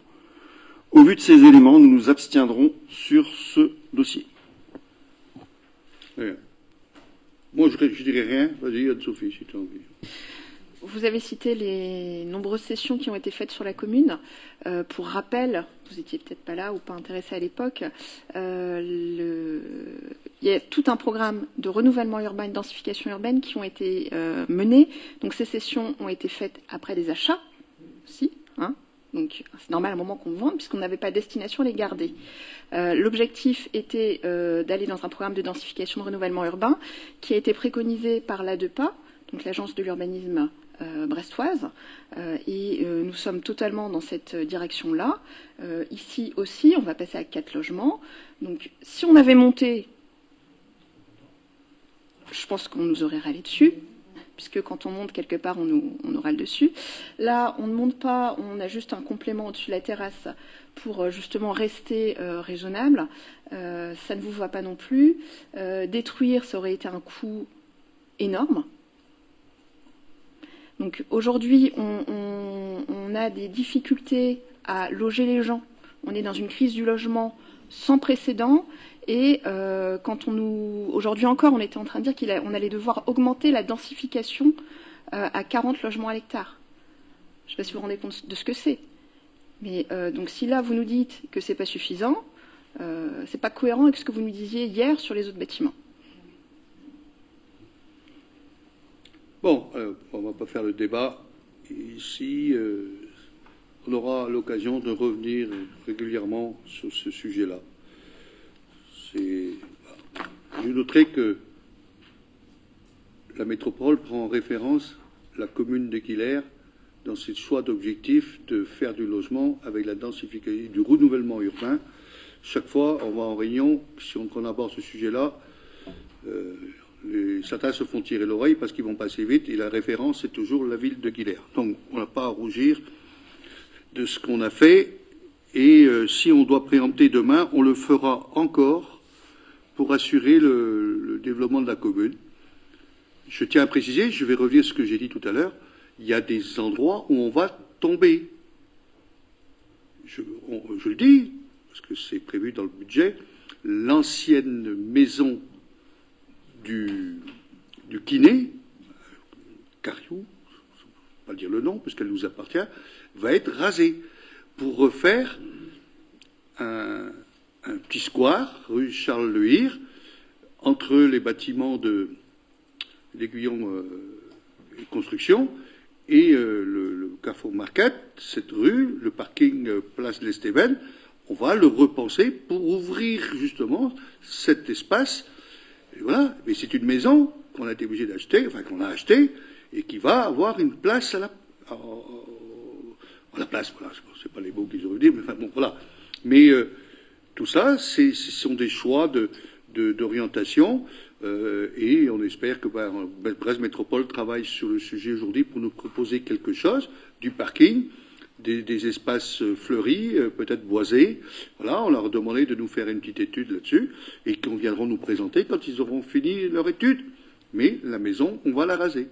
Et je peux vous dire que là aussi, il y a de l'amiante, jusque dans les ardoises. Parce qu'à l'époque, on faisait les ardoises en amiante. Voilà. Et ça va coûter une fortune. Voilà. Mais c'est comme ça.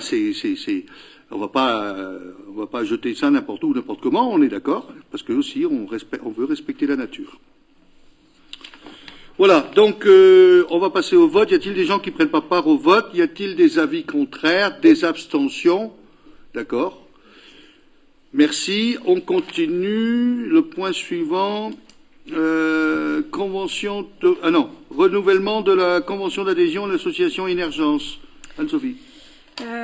Énergence, l'agence locale d'énergie et du climat du Pays de Brest, qui a pour objectif d'aider ses adhérents à mieux maîtriser leur consommation d'énergie, développe depuis 1998 le dispositif de conseil en énergie partagée initié par l'ADEME. Cette démarche consiste à mutualiser et partager entre les collectivités adhérentes au service de compétences les compétences de conseillers en énergie afin d'optimiser le suivi des consommations et la stratégie de gestion énergétique du patrimoine de la collectivité. L'ensemble des données et des expertises sont partagées et mutualisées au sein d'Énergence afin de profiter à l'ensemble de ses membres.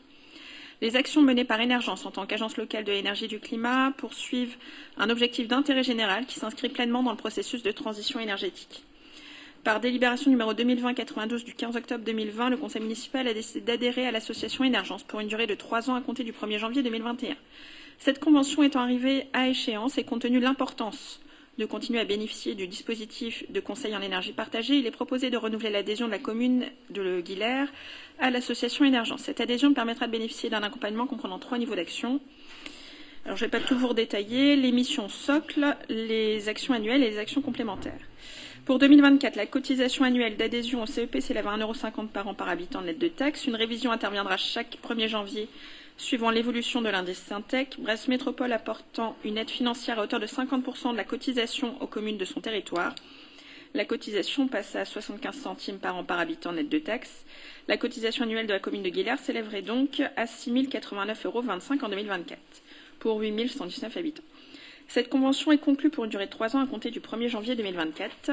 Il est donc proposé au conseil municipal d'approuver les termes de la convention d'adhésion à l'association Énergence d'une durée de 3 ans avec prise d'effet au 1er janvier 2024, d'autoriser monsieur le maire à signer la dite convention annexée à la présente délibération ainsi que tous les documents permettant sa mise en œuvre.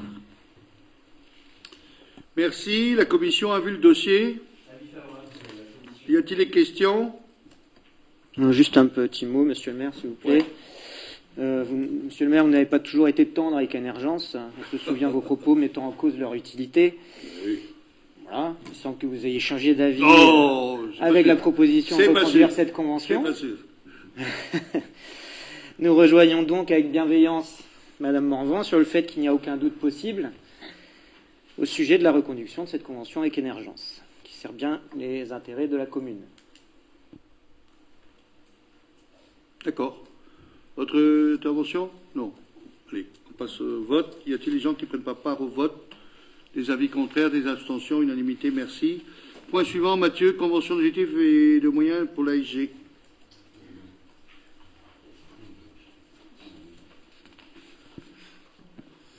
L'article 10 de la loi numéro 2000-321 du 12 avril 2000 dispose que lorsque la subvention dépasse le seuil défini de 23 000 €, décret numéro 2001-495 du 6 juin 2011, la personne qui attribue la subvention doit conclure avec le bénéficiaire une convention définissant l'objet, le montant, les modalités de versement, les conditions d'utilisation et les modalités de contrôle et d'évaluation de la subvention attribuée, ainsi que les conditions dans lesquelles l'organisme, s'il en a un but non lucratif, peut conserver tout ou partie d'une subvention n'ayant pas été intégralement consommée.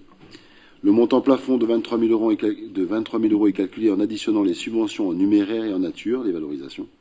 Dans ce contexte, une convention de moyens et d'objectifs a été rédigée et proposée à l'ASG. Le projet a fait l'objet d'allers-retours entre le club et les services communaux. Cette convention regroupe les différents textes nous liant avec l'association et fait référence aux différents règlements en vigueur sur la collectivité, notamment le règlement d'attribution des subventions. Il sera donc proposé au conseil municipal de valider les termes de la présente convention pour une durée de 3 ans à compter du 1er mars 2024 et d'autoriser le maire ou son représentant à la signer.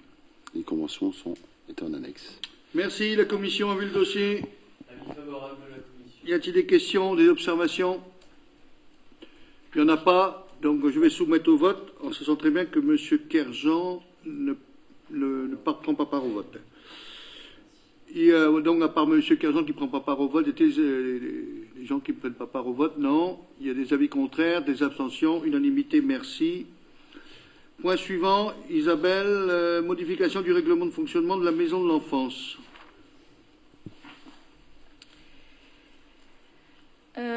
Moi j'ai le règlement espace petit enfant. Non, moi en 8, on m'a mis la feuille espace petite enfance Jean Maubihan.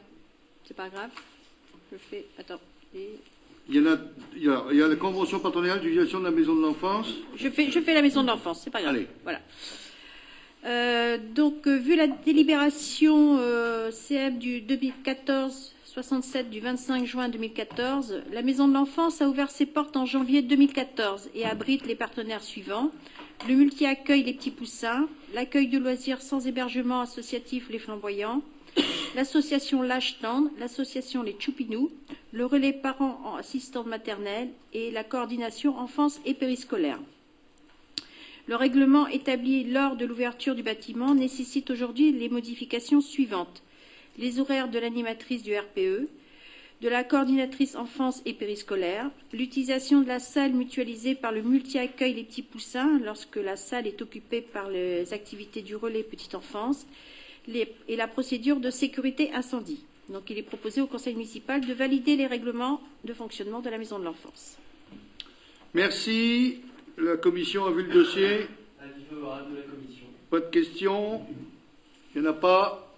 Je mets au vote. Y a-t-il des gens qui ne prennent pas part au vote? Des avis contraires, des abstentions? Unanimité, merci. Convention partenariale d'utilisation de la maison de l'enfance. Donc la commune de Guilers soutient les activités qui sont proposées en faveur de la petite enfance et met ainsi à disposition des deux associations d'assistantes maternelles sur la commune un lieu mutualisé à la maison de l'enfance. Ces deux conventions, basées sur le règlement de fonctionnement de la maison de l'enfance, définissent les engagements de chacun en accord avec les préconisations de la protection maternelle et infantile. Elles détaillent les espaces mutualisés et leurs règlements d'utilisation. Elles sont conclues pour une durée de 3 ans, donc de 2024 à 2027. Les modifications apportées par rapport aux conventions précédentes est la suppression des préconisations de la protection maternelle qui n'existe plus, un jour supplémentaire pour l'association des Choupinous pendant les vacances scolaires, des matinées d'animation avec 2 groupes d'enfants au lieu de 3, et la mise à jour de la procédure incendie. Donc il est proposé au conseil municipal d'approuver les conventions et d'autoriser monsieur le maire à les signer. Merci. La commission a vu le dossier. Avis favorable de la commission. Merci. Y a-t-il des questions? Il n'y en a pas. Passe au vote. Y a-t-il des gens qui ne prennent pas part au vote? Des avis contraires, des abstentions? Unanimité, merci. Modification du règlement de fonctionnement de l'espace petite enfance, espace Jean Maubihan. Jean Maubihan. Donc, vu la délibération CM 2014-67 du 25 juin 2014, donc l'espace petite enfance mutualisé Jean Maubihan, donc qui est l'anciennement Agora, a ouvert ses portes en septembre 2014 et abrite les partenaires suivants: la ludothèque Yakajoué du centre social, l'association L'Âge Tendre, l'association Les Choupinous et le relais petite enfance. Les modifications actualisent le règlement de fonctionnement de l'espace petite enfance pour un partage harmonieux des espaces mutualisés.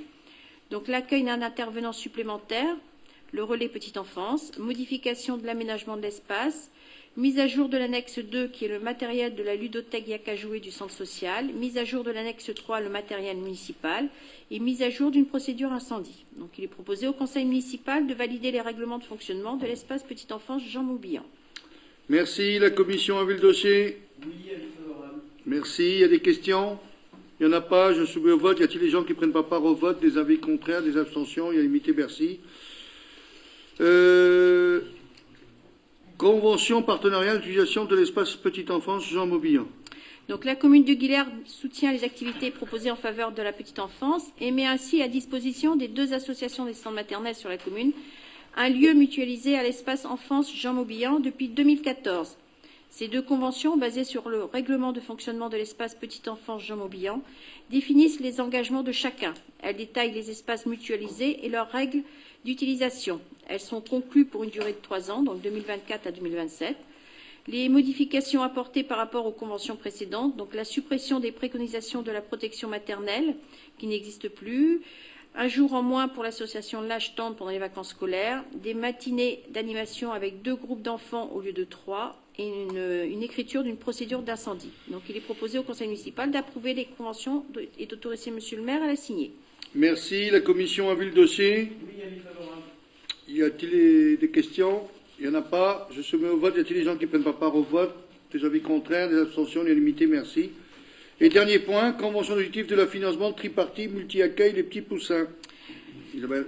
Vu la délibération CM 2022-93 du 15 décembre 2022 portant sur la Convention territoriale globale, dans le cadre de la mise en place de la Convention territoriale globale, les fonds précédemment versés par la CAF au titre du contrat enfant-jeunesse ont été transformés en bonus territoire. Ces bonus, comme prévu par la Convention territoriale globale, sont normalement reversés aux gestionnaires de la structure et non à la collectivité comme précédemment. Par dérogation, afin de ne pas perturber l'équilibre économique des contrats de délégation de services publics, la collectivité peut continuer à percevoir en direct ces bonus jusqu'à la fin du contrat de délégation. Considérant que le contrat actuel de la délégation pour le multi-accueil des Petits Poussins arrive à terme au 31 août 2024, considérant que la CAF ne peut pas scinder le paiement du bonus territoire en deux identités, il a donc été demandé à la CAF que la commune perçoit le bonus au titre de l'année 2024. Pour cela, la présente convention tripartite doit être signée. Le bonus territoire sera calculé de la manière suivante. Le nombre de places actuelles qui est de 30, montant forfaitaire du bonus par place existante qui est de 1 800,35 €. Le bonus ne se limite pas à l'offre actuelle et pourra s'étendre à la création de nouvelles places. Bonus est égal le nombre de places fois le montant forfaitaire par place existante, plus le nombre de places nouvelles fois le barème nouvelle place EAJE.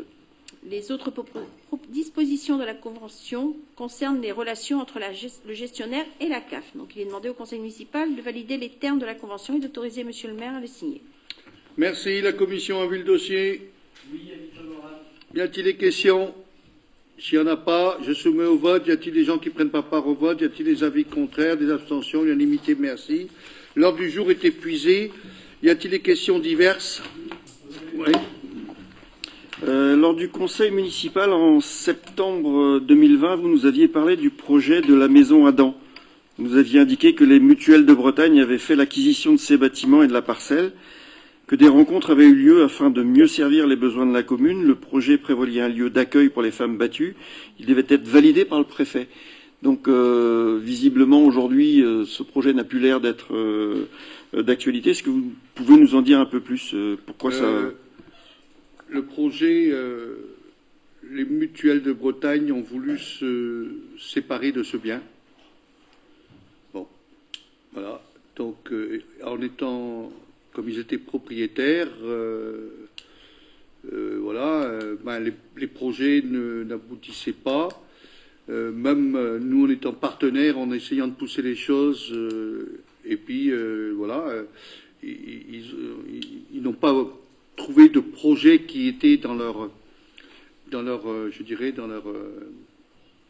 créneau de fonctionnement, et ils ont préféré vendre à une structure. Donc, où il y aura, alors j'ai plus en tête, Anso, ouais, combien? 22? Entre 20 et 22 logements. Voilà. Et donc, c'est un projet aujourd'hui qui est dans Aménatis, c'est ça? Ouais. Donc, voilà, c'est un projet, ils ont vendu à une société privée et puis qui va faire du logement. Alors il y aura du logement social, on peut le remettre au prochain conseil. Ça sera présenté. Bon, d'accord. Voilà, nous on n'a pas du tout, on n'a pas intervenu là-dedans. Enfin, on a essayé de pousser le projet des mutuelles au début, mais comme ça n'a pas abouti, après ils ne s'y trouvaient pas. Voilà, ils ont préféré se débarrasser de ça. Bon, c'est dommage. Bon, voilà. Autre question? S'il n'y en a pas, je vous souhaite une bonne soirée et rendez-vous le 21 mars 2024 pour le vote du budget. Merci.